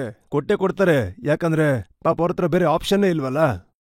ಅವ್ರಿಗೇನನ್ಸುತ್ತೆ ಅಂದ್ರೆ, ಈ ಕಾಂಗ್ರೆಸ್ ಮತ್ತೆ ಸಿಪಿಎಂ ಏನು ಮಾಡಲ್ಲ. ಲೆಫ್ಟ್ ಫ್ರಂಟ್ನ ಗೌರ್ಮೆಂಟ್ ಇತ್ತು. ಅದ್ರಲ್ಲಿನ ಸೋಷಿಯಲ್ ಎಕನಾಮಿಕ್ ಹೆಲ್ತ್ ಇಂಡಿಕೇಟರ್ಸ್ ಬೆಂಗಾಲದ ಮುಸಲ್ಮಾನರಿಗೆ ತುಂಬಾನೇ ಕಷ್ಟಕರ. ಇದನ್ನ ಯಾರು ಡಿನೈ ಮಾಡಕ್ಕಾಗಲ್ಲ. ಡೇಟಾ ಇದೆ ಅವ್ರ ಹತ್ರ. ನೀವು ಬಜೆಟ್ನ ಎಷ್ಟು ಅಂತ ಕೊಡ್ತೀರಾ? ಪೂರ್ತಿ ಕಮ್ಮಿ ಕೊಡ್ತೀರಾ. ಆದ್ರೆ ಮುಸಲ್ಮಾನರಿಗೆ ಸಿಂಬಾಲಿಸಂ ತುಂಬಾ ಇಷ್ಟ. ಈಗ ರಂಜಾನ್ ಬಂತು ಅಂದ್ರೆ ಚೀಫ್ ಮಿನಿಸ್ಟರು ತಲೆಗೆ ಸುತ್ಕೊಂಬಂದಲ್ಲಿ ಕೂತ್ಕೊಂಡ್ಬಿಟ್ಟು ಬಿಸ್ಮಿಲ್ಲಾಹಿರ್ ರೆಹಮಾನ್ ರಹೀಮ್ ಅಂದ್ರೆ ಎಲ್ರಿಗೂ ಖುಷಿ. ಅಯ್ಯೋ, ಬಿಸ್ಮಿಲ್ಲಾ ರೆಹಮಾನ್ ಹೇಳ್ಬಿಟ್ರು ಅಂತ. ಅವ್ರು ಹಾಗೆ ಹೇಳಿರೋದಿರ್ಲಿ, ನಿಮ್ ಬಿಸ್ಮಿಲ್ ಏನಾಗ್ತಿದೆ ನೋಡಿ, ಅದ್ರ ಚಿಂತೆನೇ ಇಲ್ಲ. ನೋಡಿ, ಇಲ್ಲಿ ವಿಷಯ ಏನು ಅಂತಂದ್ರೆ, ನೀವು ಇದನ್ನ ಓಟ್ಗೋಸ್ಕರ ಉಪಯೋಗಿಸ್ಕೊತಾ ಇದ್ದೀರಿ ಅಂತಂದ್ರೆ ಅವ್ರಿಗೂ ಏನಾದ್ರೂ ಉಪಯೋಗ ಆಗೋ ಹಾಗೆ ಮಾಡಿ. ಪಾಪ ಅವ್ರಿಗೇನು ಉಪಯೋಗನೇ ಆಗ್ತಿಲ್ಲ. ನೋಡಿ, ಈಗ ಅಲ್ಲೇನೋ ಒಂದು ಎಡವಟ್ಟಾಗ್ತಿದೆಯಲ್ಲ. ಶಾಜಾ ಶೇಖ್. ಹೌದು, ನೀವ್ ಯಾಕಂತ ಅವ್ರನ್ನ ಪ್ರಮೋಟ್ ಮಾಡ್ತೀರಾ? ಯಾಕೆ ಅವ್ರನ್ನ ಮುಂದೆ ತರ್ತಾ ಇದ್ದೀರಾ? ಈಗ ಬಿಜೆಪಿಗೆ ಅವಕಾಶ ಸಿಕ್ಬಿಡ್ತು, ಹಿಂದೂ ಮುಸ್ಲಿಂ ಮಾಡ್ಬಿಟ್ರು. ಶಾಜಾ ಶೇಖ್ನ ಇಬ್ರು ಸದಸ್ಯರು ಹಿಂದೂಗಳೇ. ನೋಡಿ, ಹೀಗ್ ನಡೀತಾ ಇದೆ. ಮಾಲ್ದಾ ಮುರ್ಷಿದಾಬಾದ್ಗೆ ನಾನೇ ಖುದ್ದಾಗಿ ಹೋಗಿ ನೋಡ್ಕೊಂಡ್ ಬಂದಿದ್ದೀನಿ. ಪರಿಸ್ಥಿತಿ ಬಿಜೆಪಿಗೆ ಕೆಟ್ಟದಾಗಿದೆ. ಅವಕಾಶ ಯಾಕೆ ಸಿಗ್ತಿದೆ ಅಂದ್ರೆ ಇತ್ತೀಚೆಗೆ ಎಲ್ಲಾ ಜನರು ಬಿಜೆಪಿ ಕಡೆನೆ ಹೋಗ್ತಾ ಇದ್ದಾರೆ. ಅಶೋಕ್ ಚೌಹಾಣ್ ಕೂಡ ಬಿಜೆಪಿಗೆ ಸೇರ್ಕೊಂಡ್ರು. ನೋಡಿ, ಯುಪಿನಲ್ಲಿ ಎಷ್ಟು ಸಮಾಜವಾದಿ ಪಾರ್ಟಿಯ ಅಪ್ಪರ್ ಕಾಸ್ಟ್ MLAಗಳೇನಿದ್ರು ಅವರೆಲ್ಲ ಬಿಜೆಪಿ ಕ್ಯಾಂಡಿಡೇಟ್ಗೆ ವೋಟ್ ಹಾಕಿದ್ರು. ಜಯಂತ್ ಚೌಧರಿ ಅವರ ಪಕ್ಷದ 9 MLAಗಳಲ್ಲಿ 2 ಮುಸಲ್ಮಾನರು ಏನಿದ್ದಾರೆ ಅವರು ಬಿಜೆಪಿಗೆ ವೋಟ್ ಹಾಕಿದ್ರು. ಅಶೋಕ್ ರಾವ್ ಚೌಹಾಣ್ ಅವರು ನನಗೇನ್ ಕಾಲಿಡಿತಾ ಇದ್ರು, ನಾನು ನಾಂದೇಡ್ಗೆ ಹೋದಾಗ್ಲೆಲ್ಲ ಏನ್ ಹೇಳ್ತಾ ಇದ್ರು ಅಂದ್ರೆ, ಬಿ ಟೀಮ್ ಬಂತು, ಹುಷಾರಾಗಿರಿ ಇವ್ರ ಹತ್ರ. ಈಗ ಅವ್ರು ಯಾವ ಜಾಗನ ಹೇಳ್ತಾ ಇದ್ರು ಅದೇ ಜಾಗದಲ್ಲಿ ಹೋಗಿ ಕೂತಿದಾರಲ್ಲ, ಅವರಲ್ಲಿ ಹೆಚ್ಚಿನವರು ಈಗ ಬಹಿರಂಗಗೊಳ್ತಾ ಇದ್ದಾರೆ. ಹಾಗೆ ಜನರಿಗೆಲ್ಲ ಈಗೀಗ ಗೊತ್ತಾಗ್ತಾ ಇದೆ ಇವ್ರು ಯಾವ ರೀತಿ ಸೆಕ್ಯುಲರಿಸಂ ಮಾಡ್ತಾ ಹಿಮಾಚಲ ಇದ್ದಾರೆ ಅಂತ. ಪ್ರದೇಶಲ್ಲಂತೂ ಸರ್ಕಾರನೇ ಪತನ ಆಗೋಗುತ್ತೆ. ಖಂಡಿತ ಸರ್ಕಾರ ಬೀಳುತ್ತೆ, ಸರ್ಕಾರ ಬಿದ್ದೇ ಬೀಳುತ್ತೆ. ಈಗ ಒಳ್ಳೇದೇನು ಅಂದ್ರೆ 15 ದಿನದ ಹಿಂದೆ ನಾನು ಹಿಮಾಚಲಕ್ಕೆ ಹೋಗಲೇ ಇಲ್ಲ. ಹೋಗಿದ್ದಿದ್ರೆ ನನ್ ಮೇಲೆ ಹಾಕ್ತಿದ್ರು, ಇವ್ನು ಅಲ್ಲಿಗೆ ಹೋಗ್ಬಿಟ್ಟು ಹೀಗೆಲ್ಲ ಮಾಡ್ದ ಅಂತ. ಇವ್ರುಗಳ MLAಗಳೇ ಹೋಗ್ತಾ ಇದಾರೆ, ಕ್ರಾಸ್ ವೋಟಿಂಗ್ ಮಾಡ್ತಿದ್ದಾರೆ. ಮತ್ತೆ ಬೇಕು ಅಂತಾನೆ ಅಭಿಷೇಕ್ ಮನು ಸಿಂಧ್ವಿ ಅವ್ರನ್ನ ಸೋಲ್ಸಿದ್ರು ಅವರು. ಎಂತ ದೊಡ್ಡ ಲಾಯರ್, ಅಂತವ್ರನ್ನೇ ಸೋಲಿಸ್ಬಿಟ್ರು ಅಲ್ಲಿ. ಅದೇ ಅವ್ರು ಮಾಡ್ತಿರೋ ತಪ್ಪು. ಈಗ ನಾನೇ ಹೇಳ್ತಾ ಇದ್ದೀನಲ್ಲ, ನಿಮ್ಮಲ್ಲಿ ಕರೇಜ್ ಆಫ್ ಕನ್ವಿಕ್ಷನ್ ಇಲ್ಲ. ನೀವು ನರೇಂದ್ರ ಮೋದಿಯವರ ಐಡಿಯಾಲಜಿನ ಬಳಸ್ಕೊಂಡ್ರೆ ನೋಡಿ, ಬಳಸ್ಕೊಂಡಾಗ ಏನಾದ್ರೂ ಉಪಯೋಗ ಆಗತ್ತೆ. ಆದ್ರೆ ನೀವೇನ್ ಹೇಳ್ತೀರಿ, ನಾವು ಹಿಂದುತ್ವದಲ್ಲಿ ದೊಡ್ಡ ಲೀಡರ್ ಅಂತ. ಆದ್ರೆ ಏನ್ ಮಾಡ್ತೀರಾ? ಏನೂ ಆಗಲ್ಲ. ಜಾಟೋಗಳ ಲೀಡರ್ ಇರ್ತಾರೆ, ಠಾಕೂರ್ ಅವ್ರ ಕಡೆಯಿಂದ ಇರ್ತಾರೆ, ಬ್ರಾಹ್ಮಣರ ಕಡೆಯಿಂದ ಇರ್ತಾರೆ, ಯಾದವ್ರ ಕಡೆಯಿಂದ ಇರ್ತಾರೆ, ಕುರ್ಮಿಯವ್ರ ಕಡೆ ಇರ್ತಾರೆ, ಕುಶ್ವಾಹ ಅವ್ರ ಕಡೆ ಇರ್ತಾರೆ, ಮರಾಠಿಗರ ಕಡೆ ಇರ್ತಾರೆ, ದಲಿತರಲ್ಲಿ ಎಲ್ಲದರಲ್ಲೂ ನಾಯಕರಿರ್ತಾರೆ, OBCಯ ನಾಯಕರಿರ್ತಾರೆ. ಪ್ರಧಾನಮಂತ್ರಿಗಳು ಪಾರ್ಲಿಮೆಂಟ್ ಅಲ್ಲಿ ಏನ್ ಹೇಳ್ತಾರೆ ಅಂದ್ರೆ, ನಾನು ಎಲ್ರಿಗಿಂತ ದೊಡ್ಡ OBC ಅಂತ. ಆದ್ರೆ ಮುಸಲ್ಮಾನರ ಕಡೆಯಿಂದ ಯಾರೊಬ್ರು ಇರಲ್ಲ. ನೋಡಿ, 17 ಕೋಟಿ ಜನಸಂಖ್ಯೆ ಇದ್ದು ನಿಮ್ಮ ಯಾವುದೇ ಪೊಲಿಟಿಕಲ್ ಲೀಡರ್ಶಿಪ್ ಇಲ್ಲ ಅಂತಂದ್ರೆ ಇದು ನಮ್ಮ ಡೆಮೋಕ್ರಸಿಗೆ ಒಳ್ಳೇದಾ? ನೀವೇ ಹೇಳಿ. ನೀವಂತೂ ಪ್ರಯತ್ನ ಮಾಡ್ತಾ ಮಾಡ್ತಾ 28 ವರ್ಷ ಕಳೆದ್ಬಿಟ್ರಿ. ಲೀಡರ್ಶಿಪ್ ಅನ್ನು ಯಾಕೆ ಮಾಡಕ್ಕಾಗ್ಲಿಲ್ಲ? ಸರ್ ನೋಡಿ, ನಾನು ನಿಮ್ಗೆ ಹೇಳ್ತಾ ಇದ್ದೀನಿ, 28 ವರ್ಷ ನೋಡಿ, ಯಾವ ಒಂದು ಪಿಡುಗು 45 ವರ್ಷಗಳಿಂದ ಕ್ಯಾನ್ಸರ್ ತರ ಹಬ್ಕೊಂಡು ಹೋಗಿದ್ಯೋ 28 ವರ್ಷದಲ್ಲಿ ಅದನ್ನ ತಡೆಯಕ್ಕಾಗತ್ತಾ? ಎಲ್ಲಕ್ಕಿಂತ ದೊಡ್ಡ ತಪ್ಪು ಮುಸಲ್ಮಾನರು ಏನ್ ಮಾಡಿದ್ದು ಅಂದ್ರೆ, ಆ ಇಂಡಿಪೆಂಡೆಂಟ್ ಲಕ್ನೌನ ಆ ಮೈದಾನದಲ್ಲಿ ನಿಂತು ಹೇಳಿದ್ರಲ್ಲ, ನಾವು ರಾಜಕೀಯದಲ್ಲಿ ಪ್ರವೇಶ ಕೊಡಲ್ಲ ಅಂತ, ನಾವು ಪೊಲಿಟಿಕಲ್ ಲೀಡರ್ಶಿಪ್ ಇಂದ ಆಚೆ ಇರ್ತೀವಿ ಅಂತ. ಅದು ಈ ಒಂದು ಪಾರ್ಟಿ ಮೇಲೆ ಭರವಸೆ ಇಡ್ತೀವಿ ಅಂತ ಹೇಳಿದ್ರಲ್ಲ. ಯಾವ ಪಾರ್ಟಿ ಮೇಲೆ ನೀವು ಭರವಸೆ ಇಟ್ಟಿದ್ರೋ ಅದೇ ಪಾರ್ಟಿ ಈಗಿನ ಜಮಾನದಲ್ಲಿ ಬಾಬರಿ ಮಸ್ಜಿದಲ್ಲಿ ಮೂರ್ತಿಗಳನ್ನ ಇಟ್ರು. ಅದೇ ಪಾರ್ಟಿ ಮಲಿಯಾನ, ಹಶಾಂಪುರ, ನೆಲ್ಲಿಲಿ ಸೋಲ್ಸಿದ್ರು. ನೀವೇ ಹೇಳಿ, ಭಾರತದ ಪಾರ್ಲಿಮೆಂಟಲ್ಲಿ ಇವತ್ತೆಷ್ಟು ಜನ ಮುಸಲ್ಮಾನರಿದ್ದಾರೆ? ಆದ್ರೆ ಈ ಮಾತು ಕೂಡ ಸತ್ಯ ಅಲ್ವಾ? ದೇಶದ ಮುಸಲ್ಮಾನರು ಏನಿದ್ದಾರೆ ಅವರು ಅಸಾದುದ್ದೀನ್ ಓವೈಸಿ ಅವರನ್ನ ನಂಬೋದಿಲ್ಲ. ಅವ್ರಿಗನ್ನಿಸ್ತಾ ಇದೆ ನೀವು ಬಿಜೆಪಿಗೆ ಸಪೋರ್ಟ್ ಮಾಡ್ತೀರಾ ಅಂತ. ನಿಜ, ನನ್ ಮೇಲೆ ಭರವಸೆನ ಇಡಬೇಡಿ, ನನ್ನ ಕಡೆಗಣಿಸಿ. ನೋಡಿ, ಒಂದು ಮಾತಿದೆ, ಏನಂದ್ರೆ ನೋಡಿ, ಒಬ್ಬ ಒಂದ್ ಕಡೆ ಇಳಿದು ಏನೋ ಮಾಡಕ್ಕೆ ಅಂತ ಹೊರಟಿದ್ದಾನೆ ಅಂದ್ರೆ ಅವನ್ ಕೈಲಾಗಿಲ್ಲ ಅಂತಂದ್ರೆ ನೀವಾದ್ರೂ ಮಾಡಿ. ನಿಮಗೋಸ್ಕರ ನೀವೇನು ಮಾಡ್ಕೋತಿಲ್ವಲ್ಲ. ನೋಡಿ, ನೀವು ಯಾವ ಮುಸಲ್ಮಾನರನ್ನು ಬೇಕಾದ್ರೆ ಕೇಳಿ, ಇದು ಸರಿಯಾಗಿದೆ ಅಂತಾರೆ. ಆಗಿ ಲೀಡರು ಏನ್ ಹೇಳ್ತಾರೆ, ಇಲ್ಲ ನಮ್ಮ ಹತ್ರ ಆ ನಾಯಕರಿದ್ದಾರೆ, ನಮ್ ಸಪೋರ್ಟ್ಗೆ ಆ ಪಾರ್ಟಿ ಇದೆ, ಅವರಿದ್ದಾರೆ. ಏನೂ ಆಗಲ್ಲ. ಏನಾಗತ್ತೆ ಹೇಳಿ? ಏನೂ ಆಗಲ್ಲ. ಇಲ್ಲ, ನೀವೇ ಹೇಳಿದ್ದೀರಾ ನೀವು ನನ್ನನ್ನ ಪ್ರೀತಿಸ್ತಾ ಇದ್ರೂ ಪರವಾಗಿಲ್ಲ, ಆದ್ರೆ ಬೇರೆಯವ್ರನ್ನ ಪ್ರೀತಿಸಿದ್ರೆ ಕಷ್ಟ ಆಗತ್ತೆ ಅಂತ. ಇಲ್ಲ ನೋಡಿ, ಇಲ್ಲ ಅದು ನೋಡಿ, ಏನಂದ್ರೆ ಇಲ್ಲಿ ರಜತ್ ಅವರು ತಮ್ಮ ಕಾಲೇಜ್ ದಿನಗಳನ್ನ ನೆನಪು ಮಾಡ್ಕೋತಾ ಇದ್ದಾರೆ. ಅದ್ರ ಹಿಂದೆನೋ ಒಂದ್ ಕತೆ ಇದೆ ನೋಡಿ. ನಾನ್ ಏನ್ ಹೇಳ್ತೀನಿ ಅಂತಂದ್ರೆ, ನಿಮಗೆ ನಾನ್ ಬೇಡ ಅಂತಂದ್ರೆ ಪರವಾಗಿಲ್ಲ, ನಿಮ್ಗೆ ಯಾರಿಷ್ಟನೋ ಅವ್ರನ್ನ ಆಯ್ಕೆ ಮಾಡಿ. ನಿಮಗೆ ಆಯ್ಕೆ ಅಧಿಕಾರ ಇದೆ, ನೀವು ಅವ್ರನ್ನ ಆಯ್ಕೆ ಮಾಡಿ. ನೀವು ಎಲ್ಲಿವರೆಗೂ ಅಂತ ಈ ತರ ಬೇರೆಯವ್ರಿಗೇನು ಉಪಯೋಗ ಆಗೋ ತರ ಇರ್ತೀರಾ? ನಿಮ್ಮವ್ರನ್ನೂ ಬೆಳೆಸಿ. ನೋಡಿ, ಸಿಖ್ರದೇ ಒಂದು ಲೀಡರ್ಶಿಪ್ ಇದೆ, ಎಲ್ಲ ಸಹೋದರರದು ಒಂದು ಲೀಡರ್ಶಿಪ್ ಇದೆ. ಅದನ್ನ ಯಾರು ಇಲ್ಲ ಅಂತ ಹೇಳಕ್ ಸಾಧ್ಯ ಇಲ್ಲ. ಆದ್ರೆ ಯಾವಾಗ ಮುಸಲ್ಮಾನರ ಪೊಲಿಟಿಕಲ್ ಎಂಪವರ್ಮೆಂಟ್ ವಿಚಾರ ಬರುತ್ತೋ, ಜಿನ್ನಾ ನೆನಪಾಗ್ಬಿಡ್ತಾರೆ ಎಲ್ರಿಗೂ. ಜಿನ್ನಾನ ನಾವು ಬೇಡ ಅಂದಿದೀವಿ, ಜಿನ್ನಾನ ರಿಜೆಕ್ಟ್ ಮಾಡಿದೀವಿ, ಅದಕ್ಕೆ ನಾವು ಈ ದೇಶದಲ್ಲಿರೋದು. ಎಷ್ಟು ವರ್ಷಗಳಿಂದ ಇದೀವಿ ಇಲ್ಲೇ. ಪೊಲಿಟಿಕಲ್ ಲೀಡರ್ಶಿಪ್ ಇಲ್ದೇನೆ ಇದೇ ತರ ನಮ್ಮವ್ರನ್ನ ಕಡೆಗಣಿಸ್ತಾ ಹೋದ್ರೆ, ಉಪಯೋಗಿಸ್ಕೊಳ್ತಾ ಹೋದ್ರೆ ಇದು ನಿಜವಾಗ್ಲೂ ಸರಿ ಅನ್ಸಲ್ಲ. ಇದ್ರ ಬಗ್ಗೆ ನನ್ನ ಹತ್ರ ಕೆಲವು ಆರೋಪಗಳಿದೆ. ಆದ್ರೆ ಅದಕ್ಕೂ ಮೊದಲು ನಾವೊಂದು ಬ್ರೇಕ್ ತಗೊಳ್ಳೋಣ. ಬ್ರೇಕ್ನ ನಂತರ ಆಪ್ಗೆ ಅದಾಲತ್ನಲ್ಲಿ ಅಸದುದ್ದೀನ್ ಓವೈಸಿ ಅವರ ಮೇಲೆ ಮತ್ತೊಂದು ಸುತ್ತಿನ ಆರೋಪ ಮತ್ತು ವಿಚಾರಣೆ. ನಾನು ಅಮಿತ್ ಶಾ ಅವ್ರ ಬಗ್ಗೆ ಏನೂ ಮಾತಾಡೋಕ್ಕಾಗಲ್ಲ. ನೀವು ಬೇರೆ ನನ್ನ ಸಿಕ್ಕಾಕಿಸ್ತಾ ಇದ್ದೀರಾ. ಒಂದು ಕಡೆ ರಾಹುಲ್ ಗಾಂಧಿ, ಇನ್ನೊಂದು ಕಡೆ ಅಮಿತ್ ಶಾ. ಮಾತಾಡಿ ಯಾಕೆ ಇಬ್ಬರ ಮಧ್ಯ ಸಿಕ್ಕಾಕೋಬೇಕು ಹೇಳಿ.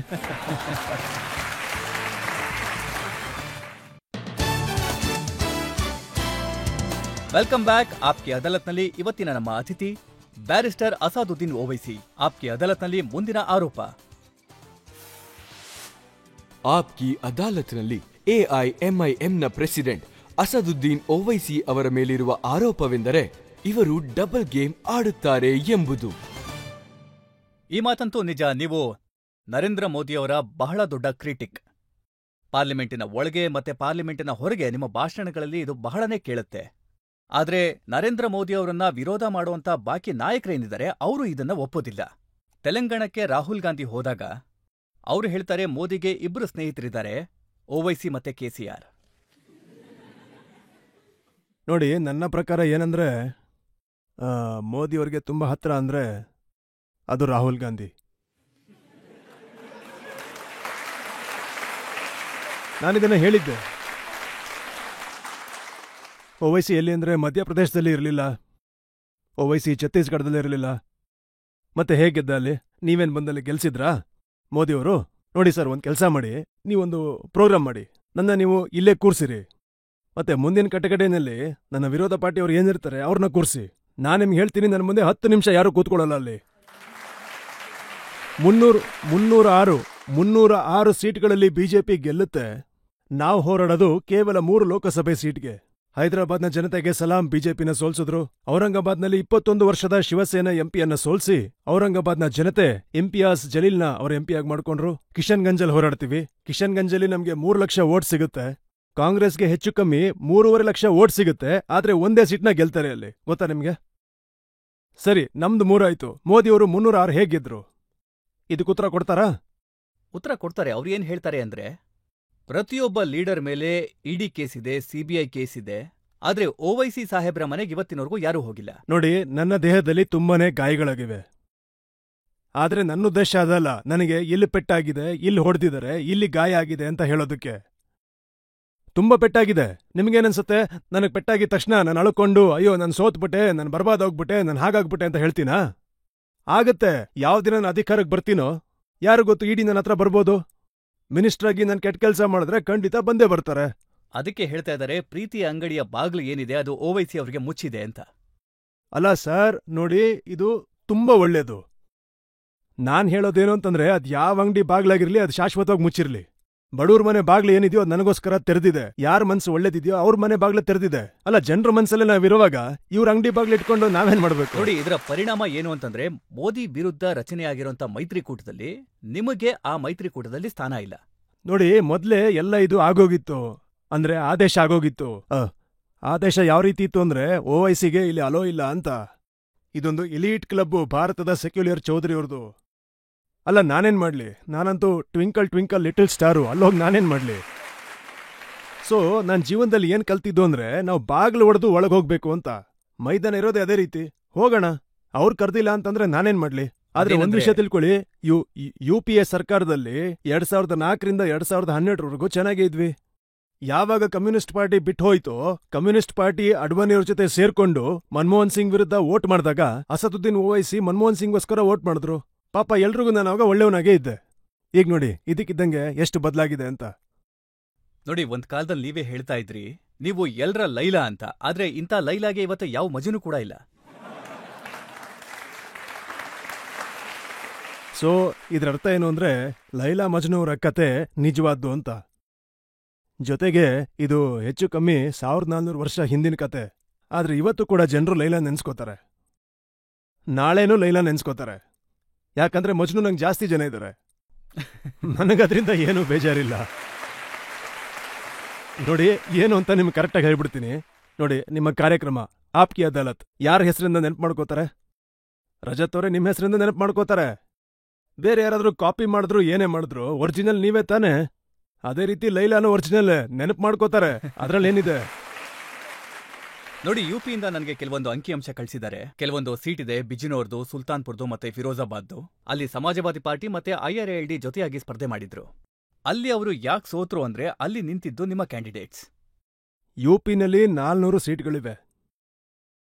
ಕಾಂಗ್ರೆಸ್ ಹೋರಾಡಿದ್ದು 400ಕ್ಕೆ, ಗೆದ್ದಿದ್ದು 2. ಆದ್ರೆ ಕಾಂಗ್ರೆಸ್ ಪಾರ್ಟಿ ಮೇಲೆ ಆರೋಪ ಮಾಡೋದಿಲ್ಲ. ಅಕ್ಕ ಅವರು ಹೋರಾಡಿದ್ದು 400ಕ್ಕೆ, ಗೆದ್ದಿದ್ದು 1. ಯಾರು ಏನು ಮಾತಾಡಲ್ಲ. OWC ಹೋರಾಡಿದ್ದು ಬಾಬು ಸಿಂಗ್ ಕುಶ್ವಾಹಾ ಅವ್ರ ಜೊತೆ ಅಲಯನ್ಸ್ ಅಲ್ಲಿ 100 ಸೀಟಿಗೆ ಹೋರಾಡಿದ್ವಿ, 1 ಗೆಲ್ಲಿಲ್ಲ. ಆದ್ರೆ 400 ಸೀಟ್ಗಳಲ್ಲಿ 2 ಮತ್ತೆ 1 ಯಾರು ಗೆದ್ರು ಅವ್ರ ಬಗ್ಗೆ ಯಾರು ಏನೂ ಮಾತಾಡಲ್ಲ. ಸರಿ, ಅಖಿಲೇಶ್ ಯಾದವ್ ಅವರು 2014ರ ಚುನಾವಣೆ ಸೋತ್ರು. ಪಾರ್ಲಿಮೆಂಟ್ದು 2017ರ ಅಸೆಂಬ್ಲಿ ವಿಧಾನಸಭೆ ಎಲೆಕ್ಷನ್ನಲ್ಲಿ ಸೋತ್ರು. 2019ರ ವಿಧಾನಸಭೆಯಲ್ಲೂ ಸೋತ್ರು. 2022ರ ವಿಧಾನಸಭೆಯಲ್ಲೂ ಸೋತ್ರು. 4 ಸಲ ಎಲೆಕ್ಷನಲ್ಲಿ ಸೋತಿದ್ರು ಕೂಡ ಈಗ್ಲೂ ಕೂಡ ಜನ ಹೇಳೋದೇನಂದ್ರೆ, ಬಾ ನಿಮ್ಗೆ ಸ್ವಾಗತ ಮಾಡ್ತೀವಿ, ನೀನ್ ಬಂದ್ ನಮ್ ಬಲಿ ತಗೊಂಡೋಗ್ಬಿಡು, ನಮ್ ಬಲಿ ತಗೊಂಡೋಗು, ಆದ್ರೆ ನಿನ್ನ ಸ್ಟೇಜ್ ಹತ್ತೋಗ್ಬಿಡಲ್ಲ. ಮೌಲಾನಾ ಅರ್ಷದ್ ಮದನಿ ಅಂತವ್ರು ಅವ್ರು ಹೇಳ್ತಾರೆ, OWC ಅಂತವ್ರು ಇರೋದ್ರಿಂದ ಎಲೆಕ್ಷನ್ಗಳು ಪೋಲರೈಸ್ ಆಗುತ್ತೆ ಮತ್ತೆ ಇದರಿಂದ ಮೋದಿಗೆ ಲಾಭ ಆಗುತ್ತೆ. ನೋಡಿ, ನಾನು ನಿಮ್ಗೊಂದು ವಿಷಯ ಹೇಳ್ತೀನಿ. ಈ ವಿಷಯನ ನಿಮ್ಮ ಹತ್ರ ಯಾವತ್ತೂ ಹೇಳಿಲ್ಲ, ಇವತ್ತು ಹೇಳ್ತಾ ಇದ್ದೀನಿ. ನನ್ನ ಹತ್ರ ಹೈದರಾಬಾದಲ್ಲಿ UP ಎಲೆಕ್ಷನ್ಗೂ ಮುಂಚೆ ಇಬ್ರು ಮಫ್ತಿ ವೇಷದಲ್ಲಿ ಬಂದಿದ್ರು. ನಾನು ಪಬ್ಲಿಕಲ್ಲಿ ಯಾವತ್ತೂ ಹೇಳಿರ್ಲಿಲ್ಲ, ಇವತ್ತು ಹೇಳ್ತಾ ಇದ್ದೀನಿ, ಹೇಳಬೇಕಾಗಿದೆ. ಇಬ್ರು ಮಫ್ತಿಗಳು ಬಂದ್ರು, ಹೇಳಿದ್ರು, ದೊಡ್ಡ ಮೌಲಾನವರ ಸಂದೇಶನ ನಿಮಗೆ ತಂದಿದ್ದೀವಿ. ಅವರು ಏನ್ ಹೇಳಿದ್ರು ಅಂತಂದ್ರೆ, ನೀವು ಎಲೆಕ್ಷನ್ ಸಮುದ್ರದಿಂದ ದಡ ಸೇರ್ಕೊಂಬಿಡಿ ಅಂತ. ಆಗ ನಾನು ಹೇಳ್ದೆ, ನೋಡ್ರಪ್ಪ, ನಾನು ಮಧ್ಯ ಸಮುದ್ರದಲ್ಲಿ ಕಷ್ಟಪಟ್ಟು ಈಜ್ತಾ ಇದ್ದೀನಿ, ಈಗ ನಾನು ದಡದತ್ರ ಹೋಗಿ ಸೇರಕ್ಕಾಗಲ್ಲ, ಏನ್ ಮಾಡ್ಬೇಕು ಹೇಳಿ ಎಂದೆ. ಒಂದ್ ಕೆಲ್ಸ ಮಾಡಿ, ಸಮಾಜವಾದಿ ಪಾರ್ಟಿಗೆ ಸಪೋರ್ಟ್ ಮಾಡ್ತೀರಾ ಅಂತಂದ್ರು. ನಾನು ಮಾಡ್ತೀನಿ ಅಂತಂದೆ. ಸರಿ, ನನ್ನ ಅವ್ರು ಅಲೈನ್ಸ್ ಮಾಡಿ ಅಂತ ಹೇಳ್ದೆ. ಎಷ್ಟು ಸೀಟ್ ಬೇಕು ಅಂದ್ರು. ನನಗೆ 10 ಸೀಟ್ ಬೇಕು ಅಂತಂದೆ. ಮತ್ತೆ ಆ 10 ಸೀಟ್ಗಳಲ್ಲಿ ಸಮಾಜವಾದಿ ಪಾರ್ಟಿಯ MLAಗಳು ಇರಬಾರ್ದು ಅಂತಾನೂ ಹೇಳ್ದೆ. ಇದನ್ ಹೇಳಿದ ತಕ್ಷಣ ಇಬ್ರು ಮಫ್ತಿಗಳು ತುಂಬಾ ಖುಷಿಯಾಗ್ಬಿಟ್ರು. ಅರೆ ವಾಹ್, ಅಲ್ಲ ಚೆನ್ನಾಗಿಟ್ಟಿರ್ಲಿ, ಅಲ್ಲನ ಆಶೀರ್ವಾದ ನಿಮ್ಮೇಲಿರ್ಲಿ ಅಂತ ಹೇಳಿದ್ರು. ಅಲ್ಲ ಚೆನ್ನಾಗಿಟ್ಟಿರ್ತಾನೆ, ನೀವು ಮಾತು ಕೊಟ್ಟಿದ್ದೀರಾ, ಹೋಗಿ ಮಾಡ್ಕೊಂಬನ್ನಿ ಎಂದೆ. ಹೋದ್ರು. ಅಲ್ಲಿಗೆ ಹೋದ್ಮೇಲೆ ನಮ್ಮ ನಾಯಕರು ತುಂಬಾ ಖುಷಿ ಪಟ್ಟಿದ್ದಾರೆ ಅಂತ ಹೇಳ್ಬಿಟ್ಟು ಪ್ರಯತ್ನ ಪಡ್ತೀವಿ ಅಂದ್ರು. ಸರಿ, ಪ್ರಯತ್ನ ಪಡಿ ಅಂದೆ. ಆ ಪ್ರಯತ್ನ ಇಲ್ಲಿವರೆಗೂ ನಡೀತಾನೇ ಇದೆ. ಅಲ್ಲ, ನಾನ್ ರೆಡಿಯಾಗೇ ಇದ್ದೆ. ಬಿಹಾರದ ಎಲೆಕ್ಷನ್ನಲ್ಲಿ ನಾನು RJDಯ 2 ರಾಜ್ಯಸಭಾ MPಗಳನ್ನ ಹಳೆ ಪಾರ್ಲಿಮೆಂಟ್ ಬಿಲ್ಡಿಂಗಲ್ಲಿ ಇಬ್ರನ್ನೂ ಹೋಗಿ ಭೇಟಿಯಾಗಿದ್ದೆ. ನೋಡಿ ಸರ್, ಲೋಕಸಭೆ ಎಲೆಕ್ಷನ್ನಲ್ಲಿ ನಮಗೆ 3 ಲಕ್ಷ ವೋಟ್ ಸಿಕ್ಕಿದೆ, ನೀವು ನನಗೆ ಸೀಮಾಂಚಲದಲ್ಲಿ 5 ಸೀಟ್ ಕೊಡಿ, ಕೇವಲ 5 ಸೀಟು ಅಂದೆ. ಒಬ್ರು ತುಂಬಾ ವಿದ್ಯಾವಂತರು ನಗ್ನಗ್ತಾ ಇದ್ರು. ಟೀ ಕುಡಿರಿ, ಕಾಫಿ ಕುಡಿರಿ ಅಂತ ಹೇಳಿದ್ರು. ಇನ್ನೊಬ್ರು ಕೇಳಿದ್ರು, ಹೈದರಾಬಾದಲ್ಲಿ ಏನ್ ಹೋರಾಡ್ತೀರಾ ನೀವು ಅಂತ. ನಾನು ಭಾರತಕ್ಕೋಸ್ಕರ ಅಂದೆ. ಡೆಮೋಕ್ರಸಿ ಮೇಲೆ ನನಗೆ ನಂಬಿಕೆ ಇದೆ. ನಾನು ಅಖ್ತರುಲ್ ಇಮಾನ್ ಅವರು ಪಾಟ್ನಾಗ್ ಹೋಗಿ ಜನರ ನೋಡ್ಕೊಂಡ್ ಬರೋಣ ಅಂತಂದ್ರೆ ಯಾರೂ ತಯಾರೇ ಇರಲಿಲ್ಲ. ಇದ್ರಲ್ಲಿ ನನ್ ತಪ್ಪೆಲ್ಲಿದೆ ಅಂತ. ಈಗ OICಯಿಂದ ಪೋಲರೈಸ್ ಆಗ್ತಿದೆ ಅಂತಂದ್ರೆ ಮೋದಿಯವರು 306 ಸೀಟು ನನ್ನಿಂದ ಗೆದ್ರು ಅಂತನಾ? ಏನಾಗಿದೆ ಅವ್ರಿಗೆಲ್ಲ? ಈಗ ಅವರು 370 ಅಂತ ಹೇಳ್ತಿದ್ದಾರೆ. ನೀವು ಆರೋಪನ ಯಾರ ಮೇಲೆ ಹಾಕ್ತೀರಾ? ನನ್ ಮೇಲೆ ಹಾಕ್ತೀರಾ? ನೋಡಿ, ಪ್ರತಿಯೊಂದಕ್ಕೂ ನೀವು ನನ್ನೇ ಮದ್ವೆ ಗಂಡನ್ ಮಾಡ್ತಾ ಇದ್ರೆ, ನೀವು ಮದ್ವೆ ಗಂಡ ಆಗಿಲ್ಲ ಅಂತಂದ್ರೆ ಅದ್ರ ಬಗ್ಗೆ ನಾನೇನ್ ಮಾಡಕ್ಕಾಗತ್ತೆ? ನೀವು ನನ್ ಮೇಲೆ ಆರೋಪ ಹಾಕ್ತೀರಿ ಅಂತಂದ್ರೆ ಯಾವ ತರ ಆರೋಪ ಹಾಕ್ತೀರಾ? ನೋಡಿ, 300 CAA ಕಾನೂನಾಯ್ತು, ಟ್ರಿಪಲ್ ತಲಾಕ್ ಹೋಯ್ತು, ಏನೆಲ್ಲ ಆಯ್ತು, ಇದಕ್ಕೆಲ್ಲ OIC ಜವಾಬ್ದಾರಿನಾ? ನೋಡಿ, ನಿಮ್ಮ ರಾಜಕೀಯ ಏನಿತ್ತು 60 ವರ್ಷಗಳಿಂದ ಅದು ಕೆಲ್ಸಕ್ಕೆ ಬಾರ್ದೇ ಇರೋದಾಗಿದೆ. ನೀವದೇನೋ ಹೇಳ್ತಿದ್ರಲ್ಲ, ಕಂಪೋಸಿಟ್ ಕಲ್ಚರ್, ಸೆಕ್ಯುಲರಿಸಂ ಅಂತ ಎಲ್ಲ, ಎಲ್ಲಿ ಹೋಗಿದೆ ಆ ಸೆಕ್ಯುಲರಿಸಂ ಈಗ? ಮುಸಲ್ಮಾನರು ಭಾರತೀಯ ಪಾರ್ಲಿಮೆಂಟಲ್ಲಿ ಈಕ್ವಲ್ ನಂಬರಲ್ಲಿ ಎಲ್ಲಿದ್ರು? ಯಾವಾಗಿದ್ರು? ಇರ್ಲಿಲ್ಲ. ಯಾವಾಗಿದ್ರು ಹೇಳಿ? ನೋಡಿ, UPA ಸರ್ಕಾರ ಇದ್ದಾಗ ಮೈನಾರಿಟಿಗಳ ಬಜೆಟ್ ಅಂದ್ರೆ ಟೋಟಲ್ ಬಜೆಟ್ ಅಲ್ಲಿ 0.01% ಇತ್ತು. ಈಗ ಮೋದಿಯವರು ಬಂದು ಅದನ್ನ 0.001% ಮಾಡಿದ್ರು.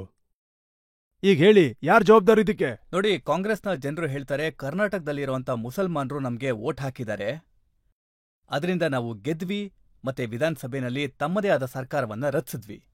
ಅಯ್ಯೋ, ಒಳ್ಳೇದೇ ಬಿಡಿ. ಸರಿಯಾಗಾದ್ರೆ ಪಾರ್ಲಿಮೆಂಟಲ್ಲಿ 26 ಸೀಟ್ನು ಗೆಲ್ಲಿ. ಪಾರ್ಲಿಮೆಂಟಲ್ಲಿ 28ರಲ್ಲಿ 26 ಗೆದ್ಬಿಟ್ಟು ತೋರಿಸಿ. ನೀವು ಹೇಳಿ ನಮ್ಗೆ. ಅವಾಗ ಎಷ್ಟು ಜನ ಮುಸಲ್ಮಾನರಿಗೆ MP ಟಿಕೆಟ್ ಕೊಡ್ತೀರಾ ಅದನ್ನು ಹೇಳಿ. ಮುಸಲ್ಮಾನರ ಕಮ್ಯುನಿಟಿನ ನೀವು ಉಪಯೋಗಿಸ್ಕೊತಾ ಇದ್ದೀರಾ ತಾನೇ? MP ಟಿಕೆಟ್ ಕೊಡಿ. ಹಾಗಾದ್ರೆ ಕೊಡಲ್ಲ ಅವರು. ಅವ್ರಿಗೂ ದೊಡ್ಡ ದೊಡ್ಡ ಹುದ್ದೆಗಳನ್ನ ಕೊಡ್ತಾರಾ? ಕೊಡಲ್ಲ. ಬರೀ ವೋಟ್ ಮಾತ್ರ ತಗೋತಾರೆ. ನೋಡಿ, ಒಂದು ಅನ್ರಿಟನ್ ರೂಲ್ ಆಗ್ಬಿಟ್ಟಿದೆ ಈ ಭಾರತೀಯ ರಾಜಕೀಯದಲ್ಲಿ. ಮುಸಲ್ಮಾನರು ವೋಟ್ ಬೇಕು ಅಂದಾಗ ಮಾತ್ರ ಅವರು ಹತ್ರ ಬರ್ತಾರೆ, ವೋಟ್ನ ಹಾಕಿಸ್ಕೊಂಡು ಅವ್ರನ್ನ ದೂರ ಇಟ್ಬಿಡ್ತಾರೆ.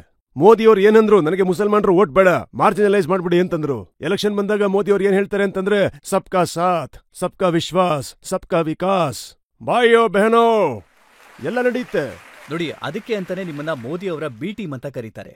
ಖಂಡಿತ ಇಲ್ಲ, ಅದೆಲ್ಲ ಸುಳ್ಳು. ಮುಸ್ಲಿಂರ ಬಗ್ಗೆ ಮಾತಾಡೋದಕ್ಕೆ ನೀವು ಯಾವಾಗ್ಲೂ ಮುಂಚೂಣಿಯಲ್ಲಿರ್ತೀರಾ. ನೋಡಿ ಯಾಕೆ ಮಾತಾಡಬಾರ್ದು ಅಂತ ನೋಡಿ.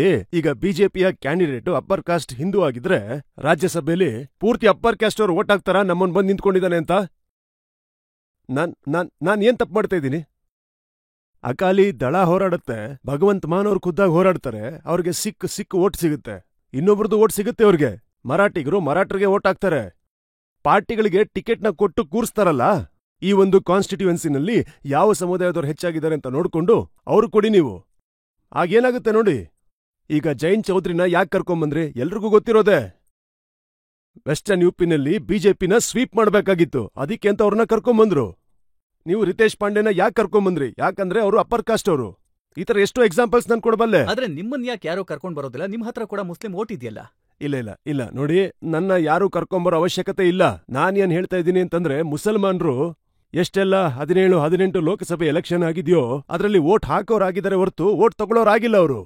ಯಾವತ್ತು ನಾವು ವೋಟ್ ತಗೊಳ್ಳೋರ್ ತರ ಆಗ್ತೀವೋ ಆಗ ಭಾರತೀಯ ರಾಜಕೀಯನೂ ಚೆನ್ನಾಗಿರುತ್ತೆ.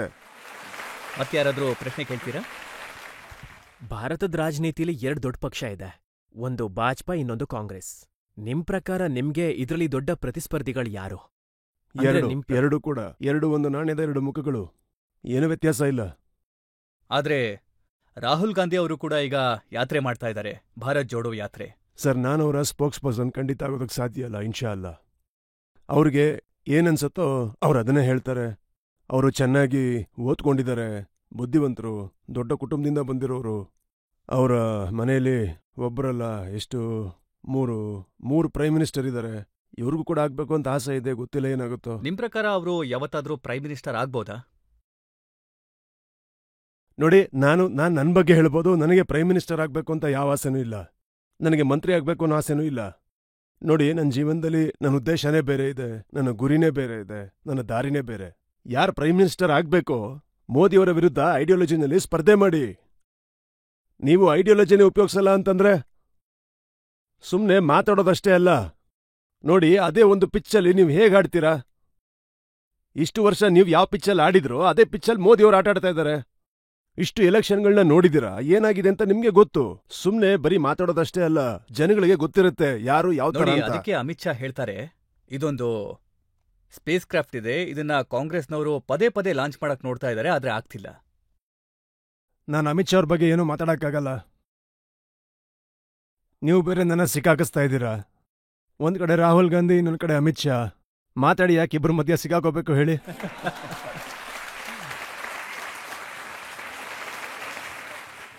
ಈಗ ಮತ್ತೊಂದು ಬ್ರೇಕ್ ತಗೊಳ್ಳೋಣ. ಬ್ರೇಕ್ನ ನಂತರ ಅಸಾದುದ್ದೀನ್ ಓವೈಸಿ ಸಾಹೇಬ್ರ ಮೇಲೆ ಮತ್ತೊಂದು ಸುತ್ತಿನ ಆರೋಪ ಮತ್ತೆ ವಿಚಾರಣೆ. 8,000 ಜನರ ದೇಹ ಬಿಲ್ಡಿಂಗ್ ಅವಶೇಷಗಳಲ್ಲಿ ಸಿಗಾಕೊಂಡಿದೆ. ಮೋದಿಯವರು ಇದ್ರ ಬಗ್ಗೆ ಮಾತಾಡೋದಿಲ್ಲ. ಆದ್ರೆ ಮೋದಿಯವರು ಏನ್ ಮಾಡ್ತಾರೆ, ದುಬೈಗೆ ಹೋಗ್ತಾರೆ, ಅಲ್ಲಿ ಶೇಖ್ ಅವ್ರನ್ನ ಭೇಟಿಯಾಗಿ ಯಾ ಹಬೀಬಿ ಅಂತ ತಪ್ಕೋತಾರೆ. ನೀವೇ ಹೇಳಿ, ಇದೆಂತ ಪ್ರೀತಿ ಅಂತ?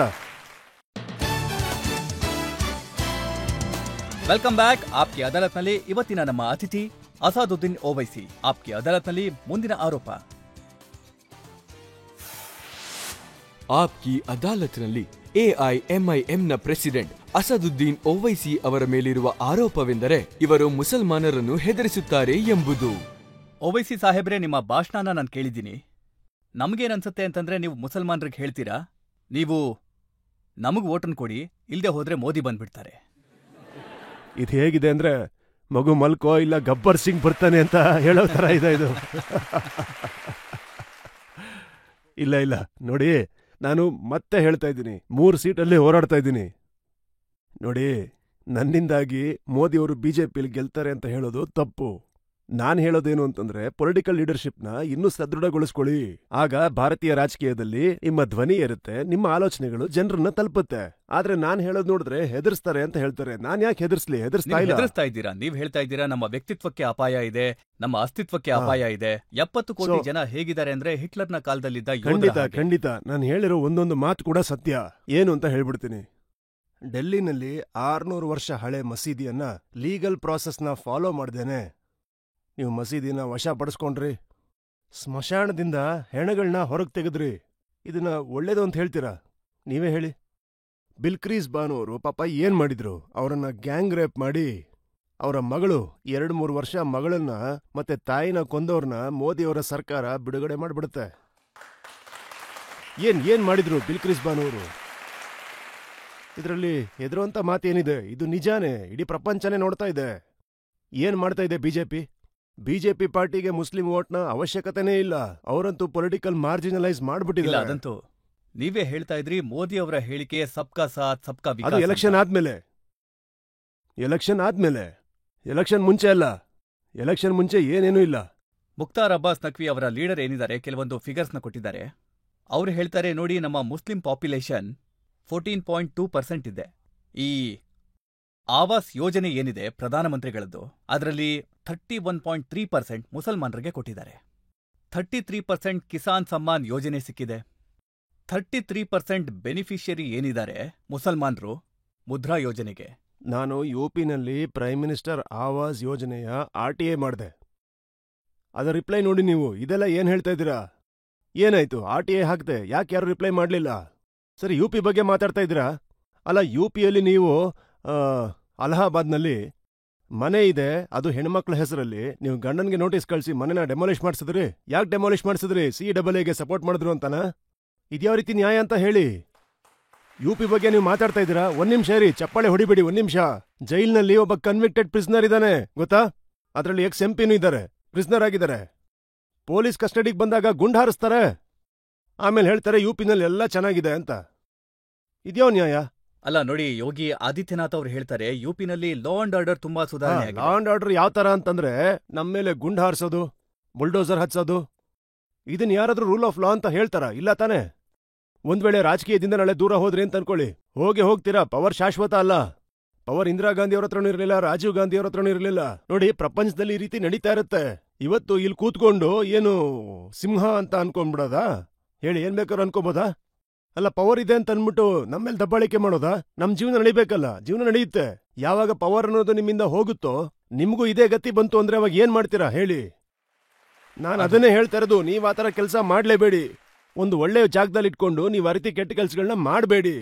ಆದ್ರೆ ನೀವು ಮಾಡ್ತಾ ಇರೋದೇ ಅದನ್ನ. ಆದ್ರೆ ಯುಪಿನಲ್ಲಿ ಕಾನೂನಿನ ವ್ಯವಸ್ಥೆ, ಲಾ ಅಂಡ್ ಆರ್ಡರ್ ವ್ಯವಸ್ಥೆ ಸುಧಾರಣೆ ಆಗಿದ್ಯೋ ಇಲ್ವೋ? ಸರ್, ನೀವು ಎಲ್ರಿಗೂ ಗುಂಡ್ ಹಾರಿಸ್ತಿದ್ರೆ, ಯಾರು ಸಣ್ಣ ಸಣ್ಣ ಕ್ರೈಮ್ ಮಾಡ್ತಾರೋ ಅವ್ರಿಗೆಲ್ಲ ಗುಂಡ್ ಹಾರಿಸ್ಬಿಟ್ಟು ಮೀಡಿಯಾ ಮುಂದೆ ಬಂದು ಹೇಳ್ತಾರೆ, ಈ ತರ ಒಂದು ಕ್ರೈಮ್ ಮಾಡಿದಕ್ಕೆ ಇವ್ರನ್ನ ಗುಂಡ್ ಹಾರಿಸಿ ಹೊಡೆದಾಕಿದೀವಿ ಅಂತ. ಗುಂಡ್ ಹಾರಿಸೋದ್ರಿಂದ ಏನಾಗುತ್ತೆ? ದೇಶನ ಈ ರೀತಿ ನಡೆಸೋದಾ ಅಥವಾ ಸಂವಿಧಾನದಿಂದನಾ? ಹೀಗ್ ಮಾಡೋದು ತಪ್ಪು ತಾನೆ. ನೀವು ಬುಲ್ಡೋಸರ್ ಹಚ್ಚಿ ಮನೆ ಹೊಡಿತಾ ಇದ್ದೀರಾ.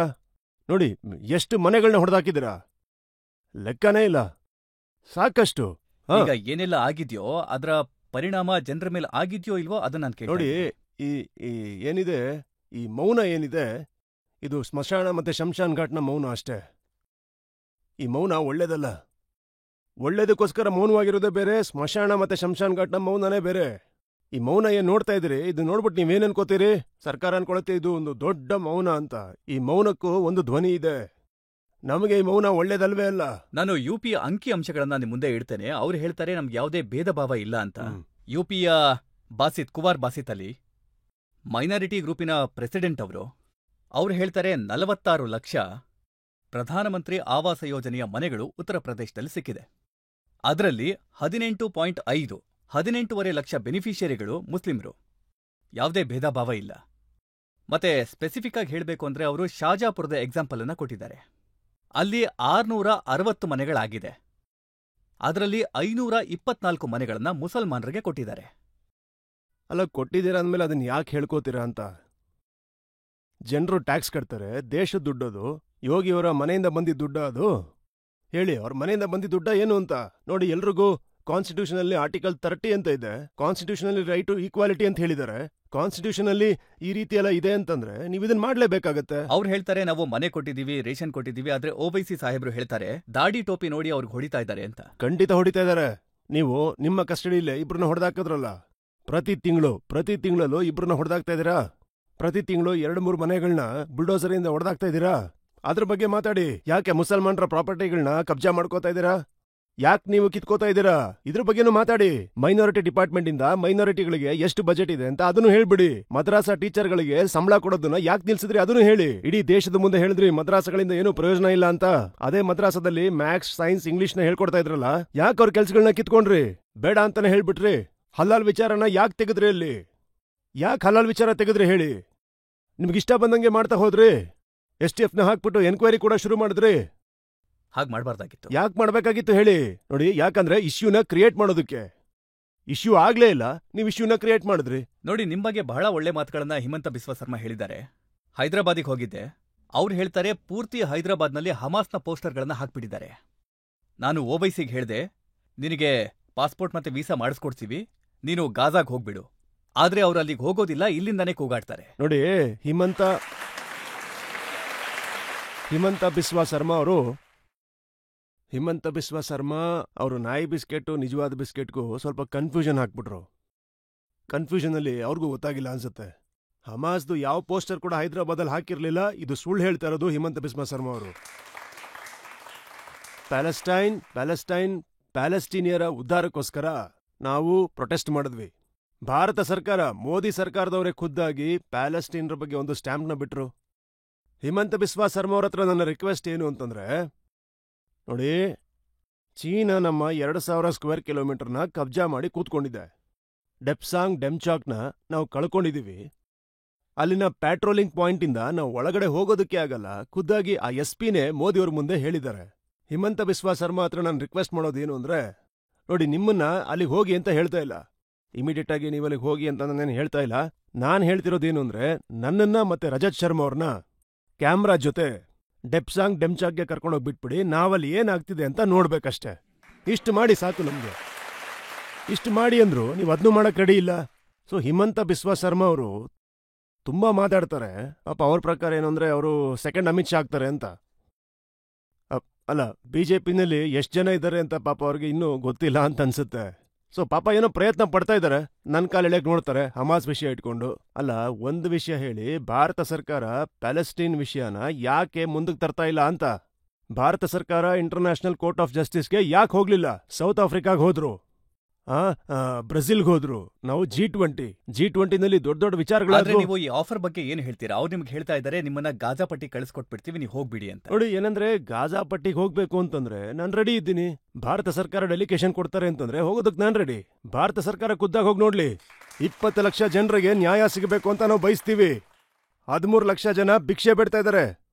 30,000 ಜನರನ್ನ ಇಸ್ರೇಲ್ನಲ್ಲಿ ಕೊಂದು ಹಾಕಿದ್ರು. ಅದರಲ್ಲಿ 16,000 ಜನ ಮಕ್ಕಳೇ ಆಗಿದ್ರು. 8,000 ಜನರ ದೇಹ ಬಿಲ್ಡಿಂಗ್ ಅವಶೇಷಗಳಲ್ಲಿ ಸಿಗಾಕೊಂಡಿದೆ. ಮೋದಿಯವರು ಇದ್ರ ಬಗ್ಗೆ ಮಾತಾಡೋದಿಲ್ಲ. ಆದ್ರೆ ಮೋದಿಯವರು ಏನ್ ಮಾಡ್ತಾರೆ, ದುಬೈಗೆ ಹೋಗ್ತಾರೆ, ಅಲ್ಲಿ ಶೇಖ್ ಅವ್ರನ್ನ ಭೇಟಿಯಾಗಿ ಯಾ ಹಬೀಬಿ ಅಂತ ತಪ್ಕೋತಾರೆ. ನೀವೇ ಹೇಳಿ, ಇದೆಂತ ಪ್ರೀತಿ ಅಂತ. ಈಗ ನೀವು ಈ ಹಿಮಂತ್ ಅವರ ಬುದ್ಧಿ ಏನಿದೆ ನೋಡಿ. ಓವೈಸಿನ ಹಮಾಸ್ ಜೊತೆ ಸೇರಿಸ್ಬಿಡೋದು, ಹಮಾಸ್ ಜೊತೆ ಸೇರ್ಸೋದು.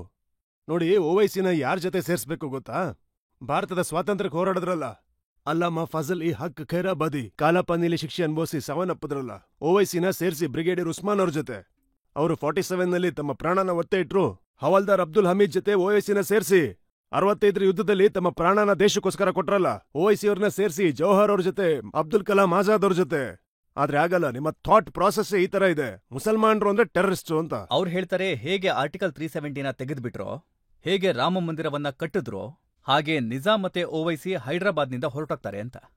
ನಾವೆಲ್ಲೂ ಹೋಗಲ್ಲ. ಈ ಪ್ರಪಂಚ ಇರೋವರೆಗೂ ಇನ್ಶಾ ಅಲ್ಲ ನಾವು ಇರ್ತೀವಿ, ಎಲ್ಲೂ ಹೋಗಲ್ಲ. ನಾವು ಹೋದಾಗ ಇಡೀ ಪ್ರಪಂಚನೇ ಹೋಗ್ಬಿಡುತ್ತೆ, ನೆನ್ಪಿಟ್ಕೊಳ್ಳಿ.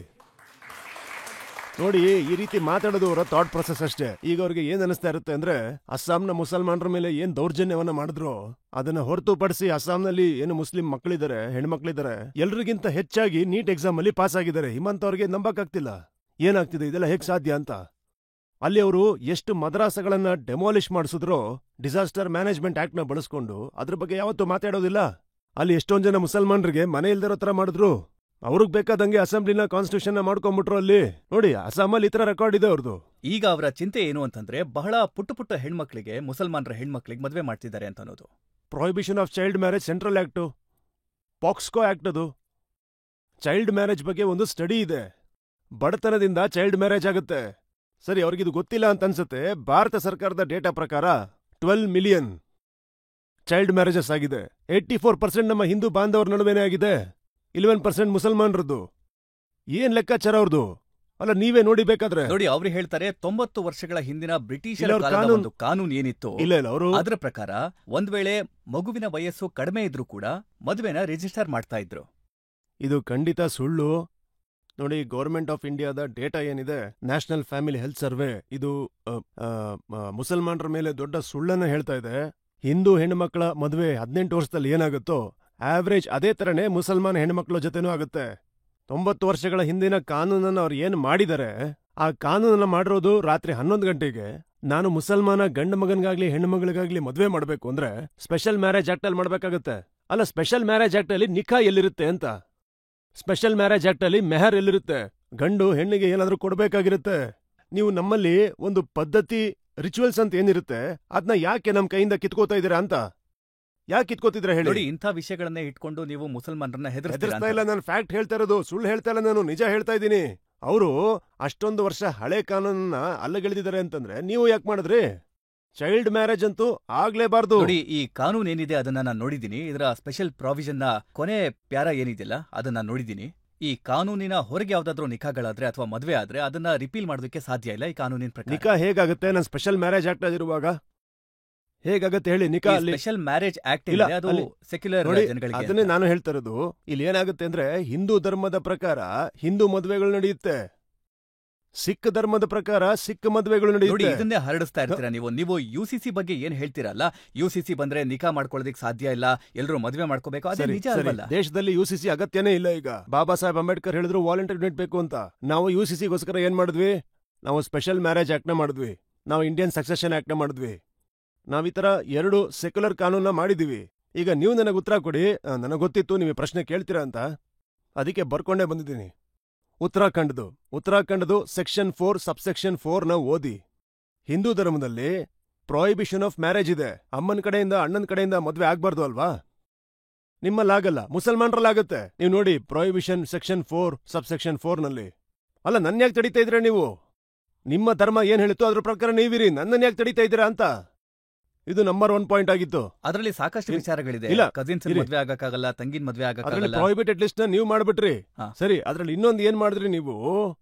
2010ರಲ್ಲಿ ಉತ್ತರಾಖಂಡಲ್ಲಿ ನಿಮಗೆ ಮದ್ವೆ ಆಗಿದ್ರೆ ನೀವು ರಿಜಿಸ್ಟರ್ ಮಾಡ್ಬೇಕಾಗತ್ತೆ. 2010ರಲ್ಲಿ ನಿಮ್ಮ ನೆಂಟ್ರೆಸ್ಟ್ರಲ್ಲಿ ಏನಾದ್ರು ಮದ್ವೆ ಆಗಿದ್ರೆ ಅದನ್ನ ರಿಜಿಸ್ಟರ್ ಮಾಡೋ ಅವಶ್ಯಕತೆನೇ ಇಲ್ಲ. ನೀವು ನಿಮ್ಮ ಧರ್ಮನ ನನ್ನ ಮೇಲೆ ಯಾಕೆ ಹಾಕ್ತಿದ್ದೀರಾ? ನೀವು ನಿಮ್ಮ ಧರ್ಮದ ಮೊರಾಲಿಟಿ ಚೆನ್ನಾಗಿದೆ ಅಂತ ಅನ್ಕೊಂಡು ನನ್ನ ಧರ್ಮದ ಮೊರಾಲಿಟಿ ಬಗ್ಗೆ ಯಾಕೆ ಮಾತಾಡ್ತೀರಾ? ನೋಡಿ, ಪುಷ್ಕರ್ ಸಿಂಗ್ ದಾಬಿ ಅವರು ಆಪ್ಕಿ ಅದಾಲತ್ಗೆ ಬಂದಿದ್ದಾಗ ನಾನು ಅವರನ್ನ ಕೇಳಿದ್ದೆ.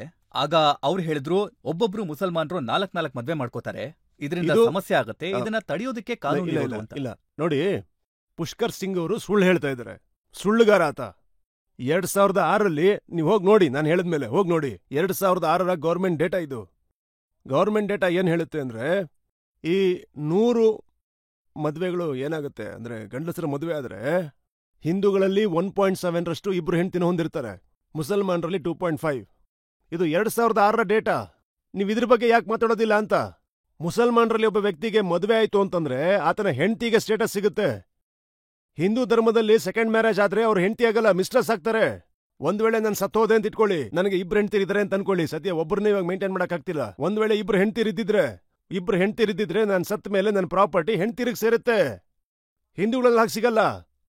ಇದ್ರ ಬಗ್ಗೆ ಅವರೆಲ್ಲ ಯಾಕೆ ಸುಳ್ಳು ಹೇಳ್ತಾರೆ ಅಂತ. ಸರಿ, ಈಗ ಹೇಳ್ತೀನಿ ಡಿವೋರ್ಸ್ದು. ಉತ್ತರಾಖಂಡಲ್ಲಿ ಡಿವೋರ್ಸ್ ಕಾನೂನು ಏನಿದೆ ಅಂತ. ಏನ್ ಮಾಡಿದ್ದಾರೆ? ಇದನ್ನ ಸೇಮ್ ಮಾಡಿದ್ದಾರೆ. Hindu marriage act 54, special marriage act 50, divorce act 1869. ಯಾಕೆ ಈ ತರ ಮಾಡ್ತಾ ಇದೀರಾ? ನಿಮ್ಮ ಧರ್ಮದ ಕಾನೂನನ್ನ ನನ್ನ ಮೇಲೆ ಹಾಕಿ ಯುಸಿಸಿ ಅಂತ ಯಾಕೆ ಹೇಳ್ತೀರಾ? ಯಾವ ರೀತಿ ಯುಸಿಸಿ ಇದೆ? ನೀವು ಅದ್ರಲ್ಲಿ ಟ್ರೈಬಲ್ಸ್ ನ ಬೇರೆ ಮಾಡ್ತೀರಿ ಅನ್ನೋದಾದ್ರೆ ಯೂನಿಫಾರ್ಮಿಟಿ ಎಲ್ಲಿದೆ ಇದರಲ್ಲಿ? ನೀವು ಏನ್ ಯೂನಿಫಾರ್ಮಿಟಿ ಮೇಂಟೈನ್ ಮಾಡ್ತಾ ಇದೀರಾ? ನಾನೇನ್ ಹೇಳ್ತೀನಿ ಅಂತಂದ್ರೆ, ಉತ್ತರಾಖಂಡ್ನಲ್ಲಿ ಏನ್ ಯುಸಿಸಿ ಅಂತಿದೆ ಅದಲ್ಲ, ಇಡೀ ದೇಶದಲ್ಲೇ ಆಗ್ಬೇಕು. ನೀವು ನೋಡಿದ್ರೆ ಸ್ಟೇಟ್ ಅಲ್ಲಿ ಕಾನೂನು ಮಾಡ್ತಿದಿರಲ್ಲ. ಮುಸಲ್ಮಾನರನ್ನ ಅವರ ರಿಲಿಜನ್ ಇಂದ ದೂರ ಮಾಡುವಂತದ್ದು, ಅವ್ರ ರಿಲಿಜಿಯಸ್ ಪ್ರಾಕ್ಟೀಸ್ ಇಂದ ದೂರ ಮಾಡೋದು. ರಿಫಾರ್ಮ್ ಅನ್ನೋ ಹೆಸರಲ್ಲಿ ಮುಸಲ್ಮಾನರಿಂದ ರಿಲಿಜಿಯನ್ ನ ಕಿತ್ಕೋಬೇಕು ಅಂತಿದ್ದೀರಾ. ಇದನ್ನೇ ನಾನು ಹೇಳ್ತಾ ಇರೋದು. ನಿಮಗೆ ಎಕ್ಸಾಂಪಲ್ ಕೊಡ್ತಾ ಇದೀನಿ ನಾನು. ಸೆಕ್ಷನ್ 4 ಸಬ್ಸೆಕ್ಷನ್ 4 ನಿಮಗೆ ಹೇಳ್ತಾ ಇದ್ದೀನಿ. ಇವರ ಡಿವೋರ್ಸ್ ಸೆಕ್ಷನ್ 25, 27. ಮತ್ತೆ ಇಸ್ಲಾಂ ಧರ್ಮದಲ್ಲಿ ಮದ್ವೆ ಏನಾಗುತ್ತೆ, ಅದು ಜನ್ಮದ ಮದ್ವೆ ಆಗಿರೋದಿಲ್ಲ.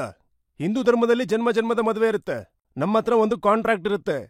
ಒಂದು ಜನ್ಮಕ್ಕೆ ನನಗೆ ಸಾಕು, ಇನ್ನೊಂದು ಜನ್ಮಕ್ಕೆ ನನಗೆ ಅದೇ ಹೆಂಡತಿ ಬೇಕಾಗಿಲ್ಲ. ನಾನು ನಿಜ ಹೇಳ್ತಾ ಇದ್ದೀನಿ, ಇದು ಜನ್ಮದ ಮದ್ವೆನೇ ಅಲ್ಲ. ನನ್ ಪ್ರಶ್ನೆ ನಿಮ್ಗೆ ಏನು ಅಂದ್ರೆ, ಕೆಲವರೆಲ್ಲ ಹೇಳ್ತಾರೆ ತುಂಬಾ ಜನ ಮಕ್ಕಳು ಮಾಡ್ಕೊಳ್ಳೋದ್ರಿಂದ ಡೆಮೋಗ್ರಾಫಿಕ್ ಜಾಸ್ತಿ ಆಗತ್ತೆ ಅಂತ. ಇದ್ರ ಬಗ್ಗೆ ನೀವೇನ್ ಹೇಳ್ತೀರಾ?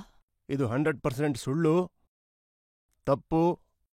ನಾನು ನಿಮ್ಗೆ ಹೇಳೋದೇನು ಅಂತಂದ್ರೆ, ಭಾರತದಲ್ಲಿ ಫರ್ಟಿಲಿಟಿ ರೇಟ್ ಏನಿದೆ ಮುಸಲ್ಮಾನ್ ಮತ್ತೆ ಹಿಂದೂಗಳದು, 1992ನಲ್ಲಿ ಮುಸ್ಲಿಂ ಫರ್ಟಿಲಿಟಿ ರೇಟ್ ಇದ್ದಿದ್ದು 4.41. ಈಗ ಅದೇನಾಗಿದೆ, ಲೇಟೆಸ್ಟ್ ಗೌರ್ಮೆಂಟ್ ಡೇಟಾ ಪ್ರಕಾರ 2.36. ಹಿಂದೂ ಅವ್ರದ್ದು ಎಷ್ಟಿತ್ತಾಗ 3.30, ಈಗದು 1.94 ಆಗಿದೆ. ಸೊ ಡಿಫ್ರೆನ್ಸ್ ಇದರಲ್ಲಿ 0.4%ನಷ್ಟು. ಸೊ ಈ ಜನ ಎಲ್ಲ ಹೇಳ್ತಾರಲ್ಲ ಮುಸಲ್ಮಾನರು ಹಿಂದೂಗಳಿಗಿಂತ ಮುಂದೆ ಹೋಗ್ಬಿಡ್ತಾರೆ ಅಂತ. ಅದು ಸಾಧ್ಯ ಇಲ್ಲ. 600 ವರ್ಷಗಳಾದ್ರೂ ಆಗಲ್ಲ, 1000 ವರ್ಷಗಳಾದ್ರೂ ಆಗಲ್ಲ. ಭಾರತದಲ್ಲಿ ಹಿಂದೂಗಳ ಪಾಪ್ಯುಲೇಷನ್ ಸ್ಟೆಬಿಲೈಸ್ ಆಗೋದು ಯಾವಾಗ ಅಂದ್ರೆ ಬೈ 2070.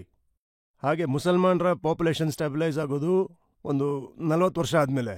ಹಾಗೆ ಲಾಸ್ಟ್ ಮುಸಲ್ಮಾನ್ ಪಾಪ್ಯುಲೇಷನ್ ಏನಾಗುತ್ತೆ ಅಂತಂದ್ರೆ ಅದು 18.87% ಅಷ್ಟೇನೆ. ಇಂಥ ವಿಚಾರಗಳನ್ನ ತಗೊಂಡು ಜನರು ಸೋಷಿಯಲ್ ಮೀಡಿಯಾದಲ್ಲಿ ಮಾತಾಡ್ತಾರೆ. ಮತ್ತೆ ಎಕ್ಸಾಂಪಲ್ ತಗೊಳ್ತಾರೆ, ಬೆಲ್ಜಿಯಂನಲ್ಲಿ ಬ್ಯಾಲೆನ್ಸ್ ಹಾಳಾಗಿದೆ, ಮುಸಲ್ಮಾನರು ಹೆಚ್ಚಾಗಿದ್ದಾರೆ, ಅಲ್ಲಿನ ಲೋಕಲ್ ಜನರು ಕಡಿಮೆ ಆಗಿದ್ದಾರೆ. ಸರ್, ಬೆಲ್ಜಿಯಂಲ್ಲಿ ವಾಫಲ್ ತುಂಬಾ ಚೆನ್ನಾಗಿರುತ್ತೆ, ನಾನು ತಿಂದಿದ್ದೀನಿ. ಆದ್ರೆ ಬೆಲ್ಜಿಯಂನಲ್ಲಿ ಅಲ್ಲಿ ಏನ್ ಜನ ಬಂದಿದ್ದಾರೆ ಈ ಅರಬ್ ಕಂಟ್ರಿಗಳಿಂದ, ಅಲ್ಲೇನು ವಾಸ ಇದ್ದಾರೆ. ಆದ್ರೆ ಭಾರತದಲ್ಲಿ ಆ ರೀತಿ ಆಗೋದಿಲ್ಲ.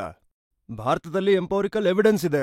ನೀವೇನ್ ನಂಬರ್ ಹೇಳ್ತಾ ಇದ್ದೀರಲ್ಲ, ಆ ನಂಬರ್ಗೂ ಕೂಡ ಜನ ಚಾಲೆಂಜ್ ಮಾಡ್ತಾ ಇದ್ದಾರೆ. ಜನ ಏನ್ ಹೇಳ್ತಾರೆ ಅಂತಂದ್ರೆ, ಯಾವಾಗ ಜನಗಣತಿ ಮಾಡೋದಕ್ಕೆ ಜನರು ಹೋಗ್ತಾರೋ ಆಗ ಮುಸಲ್ಮಾನರು ತಮ್ಮ 9 ಮಕ್ಕಳಲ್ಲಿ 5 ಜನರನ್ನ ಮುಚ್ಚಿಟ್ಟು 4 ಲೆಕ್ಕ ಕೊಟ್ಟು 5 ಜನರನ್ನ ಒಳಗೆ ಇಟ್ಟಿರ್ತಾರೆ.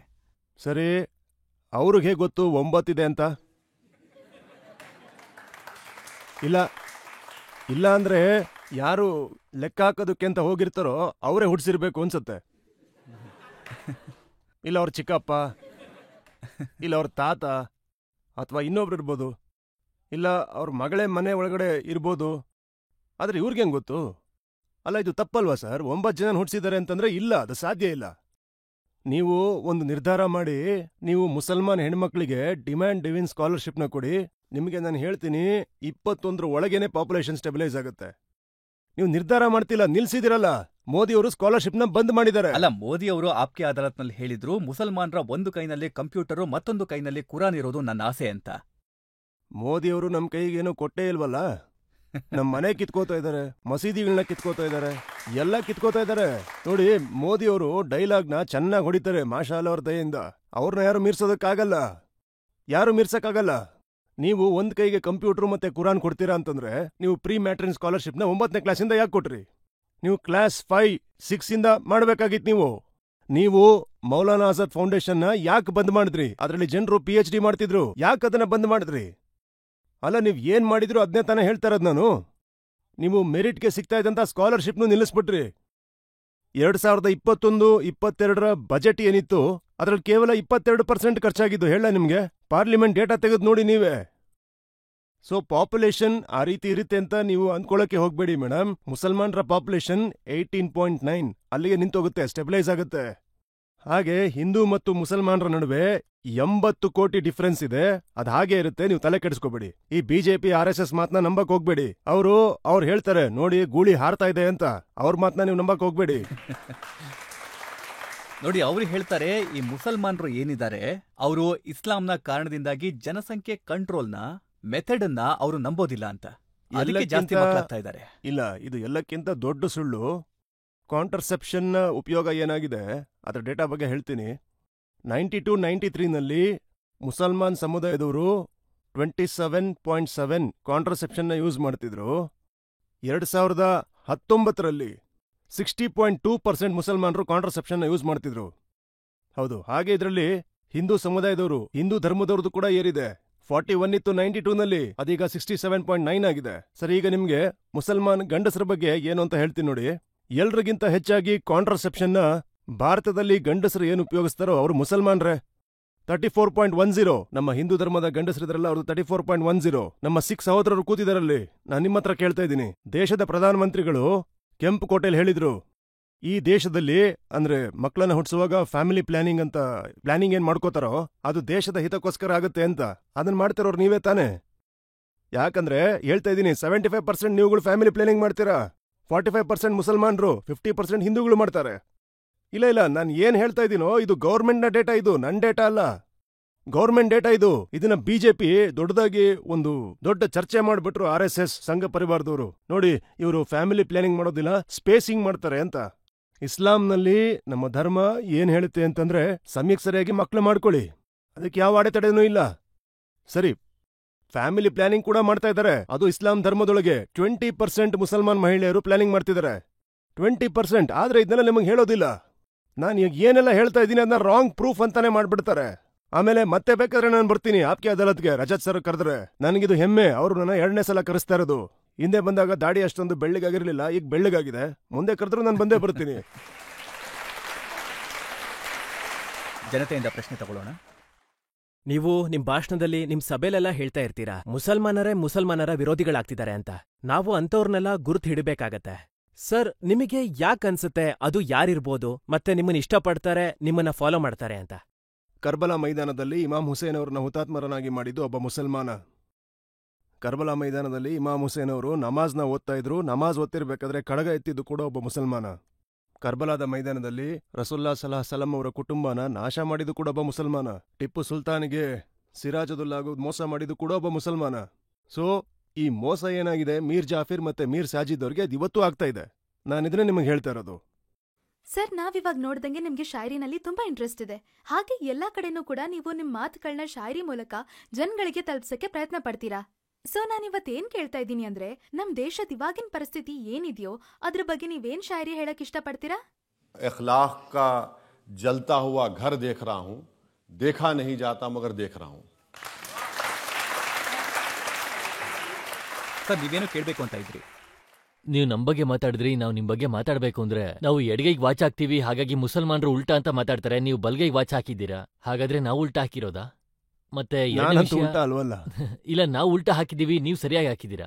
ಮತ್ತೆ ಎರಡನೇ ವಿಷಯ ಸರ್, ಎಲ್ಲರೂ ಹೇಳೋ ತರನೇ RSS ಬಿಜೆಪಿ ಮತ್ತೆ ನೀವು ಹೇಳ್ತಿದ್ರಿ ಅಖಂಡ ಭಾರತದ ಯೋಚನೆ RSS ಬಿಜೆಪಿಯವ್ರ ಹತ್ರ ಇದೆ ಅಂತ.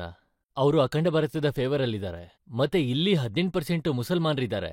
ಅಖಂಡ ಭಾರತನ ಅವ್ರು ಬಯಸಿದ್ರೆ ನೀವೇನ್ ಬಯಸ್ತೀರಾ? ಮತ್ತೆ ನಾನು ಕೂಡ ಪಂಜಾಬ್ ಸೇರಿ ಎಲ್ಲ ಅಖಂಡ ಭಾರತ ಆಗ್ಬೇಕು ಅಂತ ಬಯಸ್ತೀನಿ. ಜೊತೆಗೆ ಮುಸಲ್ಮಾನರು ನಮ್ಮ ಜೊತೆ ಸೇರ್ಕೋಬೇಕು. ಅಲ್ಲಿಂದ ಮುಸಲ್ಮಾನರು ಏನಾದ್ರು ಬಂದ್ರೆ ನಿಮ್ಮ ಓಟೆ ಜಾಸ್ತಿ ಆಗುತ್ತಲ್ವಾ? ಆಗ ನಿಮ್ಗೆ ಜನಬಲನೂ ಜಾಸ್ತಿ ಇರುತ್ತೆ, ನೀವು ಉನ್ನತ ಮಟ್ಟಕ್ಕೂ ಹೋಗ್ತೀರಾ. ಅಲ್ಲ, ಇದ್ರ ಬಗ್ಗೆ ಅಖಂಡ ಭಾರತಕ್ಕೋಸ್ಕರ ನಾನ್ ತಯಾರಾಗಿದ್ದೀನಿ. ಪೂರ್ತಿ ಬಾಂಗ್ಲಾದೇಶ್ನ ತಗೊಳ್ಳಿ, ಸರಿ. ಪೂರ್ತಿ ಪಾಕಿಸ್ತಾನ ತಗೊಳ್ಳಿ, ಸರಿ. ಅರ್ಧ ಅಫ್ಘಾನಿಸ್ತಾನ ತಗೊಳ್ಳಿ, ಸರಿ. ಅರ್ಧ ಬರ್ಮಾನ್ ತಗೊಳ್ಳಿ, ಹಾಗೆ ಸ್ವಲ್ಪ ಭೂತಾನ್ ತಗೊಳ್ಳಿ, ಪೂರ್ತಿ ನೇಪಾಳನೇ ತಗೊಳ್ಳಿ. ಆದ್ರೆ ಎಲ್ಲದಕ್ಕಿಂತ ಮೊದಲು ಮೋದಿ ಅವ್ರು ಏನ್ ತಗೋಬೇಕು ಅಂತಂದ್ರೆ POK ತಗೋಬೇಕು. ಅವ್ರನ್ನೆಲ್ಲ ಓಡಿಸಿ. ಪಾಕಿಸ್ತಾನನೇ ಬಂತು ಅಂದ್ರೆ POKನು ಸೇರಿದಂಗೆ ಅಲ್ವಾ? ದೊಡ್ಡ ಮಟ್ಟದಲ್ಲಿ ಬರುತ್ತಲ್ವಾ?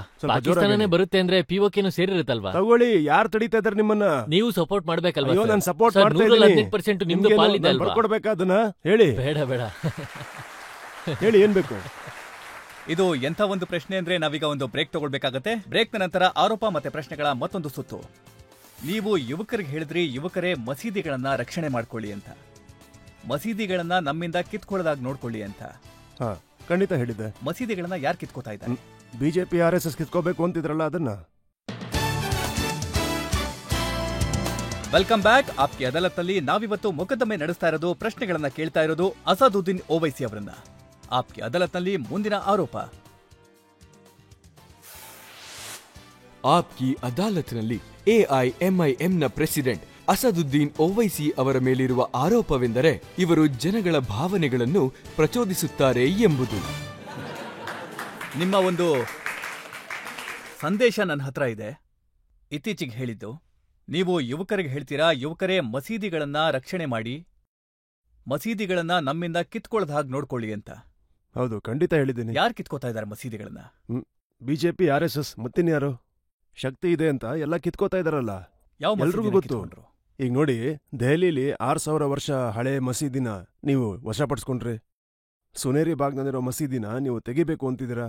ಸುನೇರಿ ಬಾಗ್ ಮಸೀದಿ ಬಗ್ಗೆ ನೀವು ಯಾವತ್ತಾದ್ರೂ ಕೇಳಿದಿರಾ ಈ ಒಂದು ವಿಷಯನ? ಪ್ರೈಮ್ ಮಿನಿಸ್ಟರ್ ಅಥವಾ ಹೋಮ್ ಮಿನಿಸ್ಟರ್ ಏನಾದ್ರೂ ದೇವಸ್ಥಾನದ ಮುಂದೆ ಹೋಗ್ತಾರೆ ಅಂತಂದ್ರೆ ದೇವಸ್ಥಾನದಲ್ಲಿ ಪೂಜೆ ನಿಲ್ಲಿಸ್ತಾರೆ. ಯಾವತ್ತಾದ್ರೂ ಕೇಳಿದಿರಾ? ಸುನೇರಿ ಬಾಗ್ ಮಸೀದಿ ಮುಂದೆ ಪ್ರೈಮ್ ಮಿನಿಸ್ಟರ್ ಅವ್ರು ಏನಾದ್ರೂ ಬಂದ್ರು ಅಂದ್ರೆ ಮೂಮೆಂಟ್, ಅದರ ಮೂಮೆಂಟ್ ಅಂತ ಹೇಳ್ತಾರೆ. ನಮಾಜ್ ಮಾಡೋದಿಲ್ಲ ಅವಾಗ ಸುನೇರಿ ಬಾಗ್ ಮಸೀದಿಯಲ್ಲಿ. ಯಾಕೆ ಮಾಡೋದಿಲ್ಲ ಹೇಳಿ? ನೀವೇ ಬೇಕಾದ್ರೆ ಹೋಗಿ ಕೇಳಿ. ನನ್ನ ಮಾತ್ ಮೇಲೆ ನಂಬಿಕೆ ಇಲ್ಲ ಅಂತಂದ್ರೆ ನೀವೇ ಹೋಗಿ ಅಲ್ಲಿ ಇಮಾಮ್ ಸಾಬ್ ಇರ್ತಾರೆ, ಇಲ್ಲ ಜನರನ್ನ ಕೇಳಿ. ನೋಡಿ, ಬಿಲ್ಡಿಂಗ್ ಅನ್ನ ಯಾರು ಬೀಳಿಸ್ಬೇಕು ಯಾರು ಬೀಳಿಸಬಾರ್ದು ಅಂತ ಅನ್ನೋದು ಕೋರ್ಟಿಗೆ ಬಿಟ್ಟ ವಿಚಾರ. ಇಲ್ಲ, ಏನಂದ್ರೆ ನೋಟಿಸು, ಸರ್ಕಾರದಿಂದ ಬರುವಂತ ನೋಟಿಸು. ತೀರ್ಪನ್ನ ನೋಡಿದೆ. ಚೆನ್ನೈನಲ್ಲಿ ಸರ್ಕಾರಿ ಭೂಮಿ ಮೇಲಿರುವಂತ ಅಕ್ರಮ ಜಾಗಗಳನ್ನ ತೆಗೆದುಹಾಕೋದಿಕ್ಕೆ, ರಿಲಿಜಿಯಸ್ ಜಾಗಗಳನ್ನ ಕೂಡ ತೆರವು ಮಾಡೋದಕ್ಕೆ ಆದೇಶ ಮಾಡಲಾಗಿದೆ. ಚೆನ್ನೈನಲ್ಲಿ ಕೊಯಂಬೇಡಲ್ಲಿ ಮಸೀದಿ ಇತ್ತಲ್ಲ, ಅದರ ಕೇಸ್ನಲ್ಲಿ ಸುಪ್ರೀಂ ಕೋರ್ಟ್ ಆದೇಶ ಕೊಟ್ಟಿದೆ.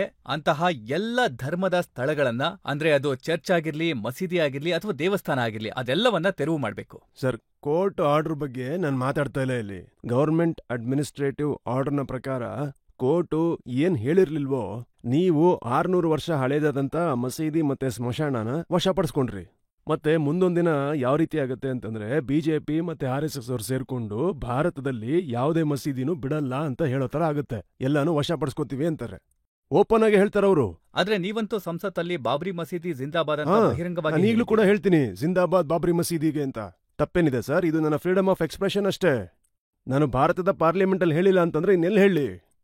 ಮೋದಿಜಿಗೆ ಜಿಂದಾಬಾದ್ ಅಂತ ಹೇಳ್ಬೋದು, ನಾನು ಬಾಬ್ರಿ ಮಸೀದಿಗೆ ಜಿಂದಾಬಾದ್ ಅಂತ ಹೇಳಿದ್ರೆ ಏನ್ ತಪ್ಪು? ನಾನೇನ್ ತಪ್ಪು ಮಾಡ್ತಿಲ್ವಲ್ಲ? ನಾನ್ ಹೇಳ್ತಿರೋದು ಇಸ್ಲಾಂ ಧರ್ಮದ ಪ್ರಕಾರ ಎಲ್ಲಿ ಒಂದು ಮಸೀದಿ ಆಗುತ್ತೋ ಅಲ್ಲ ಈ ಪ್ರಪಂಚನ ಎಲ್ಲಿವರೆಗೂ ಇಟ್ಟಿರ್ತಾನೋ ಅದ ಹಾಗೆ ಇರುತ್ತೆ. ನೀವು ಹೊಡೆದಾಕಿ ಬಿಡಿ. ನಾನ್ ಹೇಳಿದ್ದು ಮಸೀದಿ ಇದೆ ಇರ್ಲಿ ಬಿಡಿ ಅಂತ. ಇದ್ರಲ್ಲಿ ಪ್ರೊವೊಕೇಶನ್ ಏನಿದೆ? ಅದು ಅಲ್ಲದೆ ಬಾಬ್ರಿ ಮಸೀದಿ ಒಂದು ಕೇಸ್ ಸ್ಟಡಿ. ಯಾವ ಪ್ರಕಾರವಾಗಿ ಈ ಮಸೀದಿನ ಕಿತ್ಕೋಬಹುದು ಅಂತ ಅದನ್ನ ನಾವು ಅರ್ಥ ಮಾಡ್ಕೋಬೇಕು. ನಾವು ಒಂದು ಮಸೀದಿನ ಕಳ್ಕೊಂಡಿದೀವಿ. ಇಂತಹ ಪೊಲಿಟಿಕಲ್ ಪಾರ್ಟಿಗಳ ಮಾತುಗಳನ್ನ ನಾವು ಕೇಳಿಕೊಂಡು ಸುಪ್ರೀಂ ಕೋರ್ಟ್ಗೆ ಹೋಗಿ ಬಿಜೆಪಿ ಅವರು ಹೇಳಿದ್ರು ನಾವಿದ್ರಲ್ಲಿ ಕೈ ಹಾಕಲ್ಲ ಅಂತ. ಆದ್ರೂ ಮಸೀದಿನ ಒಡೆದಾಕಿದ್ರಿ. ಸುಪ್ರೀಂ ಕೋರ್ಟ್ ಇಲ್ಲಿವರೆಗೂ ಕಂಟೆಂಪ್ಟ್ ಪಿಟಿಷನ್ ಕೊಟ್ಟಿಲ್ಲ. ಕ್ರಿಮಿನಲ್ ಕೋರ್ಟ್ನಲ್ಲಿ ಕೋರ್ಟ್ ಏನ್ ಹೇಳ್ತು ಅಂತಂದ್ರೆ ಅದರಲ್ಲಿ ಯಾರು ಕನ್ವಿಕ್ಟ್ ಆಗಿಲ್ಲ ಅಂತ. ಯಾರು ಕನ್ವಿಕ್ಟ್ ಆಗಿಲ್ಲ ಅದರಲ್ಲಿ. ಮತ್ತೆ ಖುದ್ದಾಗಿ ಪಾರ್ಲಿಮೆಂಟ್ ಅಲ್ಲಿ ಈ ಏಕನಾಥ್ ಶಿಂಡೆಯ ಪಾರ್ಟಿ ಲೀಡರ್ ಏನಿದ್ದಾರೆ ಅವರು ನರಸಿಂಹರಾವ್ ಅವ್ರನ್ನ ಹೊಗಳಿ ಹೇಳ್ತಾ ಇದ್ರು. ಬಾಬ್ರಿ ಮಸೀದಿನ ಹೊಡಿತಾ ಇರಬೇಕಾದ್ರೆ PV ನರಸಿಂಹರಾವ್ ಹೇಳಿದ್ರಂತೆ, ನಾನು ಪೂಜೆ ಮಾಡ್ತಾ ಇದ್ದೀನಿ, ನನ್ನ ಡಿಸ್ಟರ್ಬ್ ಮಾಡಬೇಡಿ ಅಂತ. ಅವರೇ ಹೇಳಿದ್ದು, ನಾನ್ ಹೇಳಿದಲ್ಲ. ಈಗ ನೀವೇ ಹೇಳಿದ್ದೇನು ಅಂತ. ಆದ್ರೆ ಸುಪ್ರೀಂ ಕೋರ್ಟ್ನ ತೀರ್ಪನ್ನ ನೋಡಿ ನೀವ್ ಹೇಳ್ತೀರಾ ಮಕ್ಕಾರಿಯಿಂದ ಬಾಬ್ರಿ ಮಸೀದಿನ ತಗೊಳ್ಳಿ ಅಂತ. ಸುಪ್ರೀಂ ಕೋರ್ಟ್ನ ತೀರ್ಪ್ ಏನಿದೆ, ತೀರ್ಪ್ ಕೊಟ್ಟಿದೆ ಸರ್. ಆದ್ರೆ ತೀರ್ಪಲ್ಲಿ ಏನಿದೆ, ಸುಪ್ರೀಂ ಕೋರ್ಟ್ ಏನ್ ಹೇಳುತ್ತೆ ಅಂದ್ರೆ ಈ ದೇವಸ್ಥಾನವನ್ನ ಹೊಡೆದು ಮಸೀದಿನ ಮಾಡಿಲ್ಲ. ಸುಪ್ರೀಂ ಕೋರ್ಟು ASI ರಿಪೋರ್ಟನ್ನ ನಕಾರಗೊಳಿಸ್ಬಿಡ್ತು.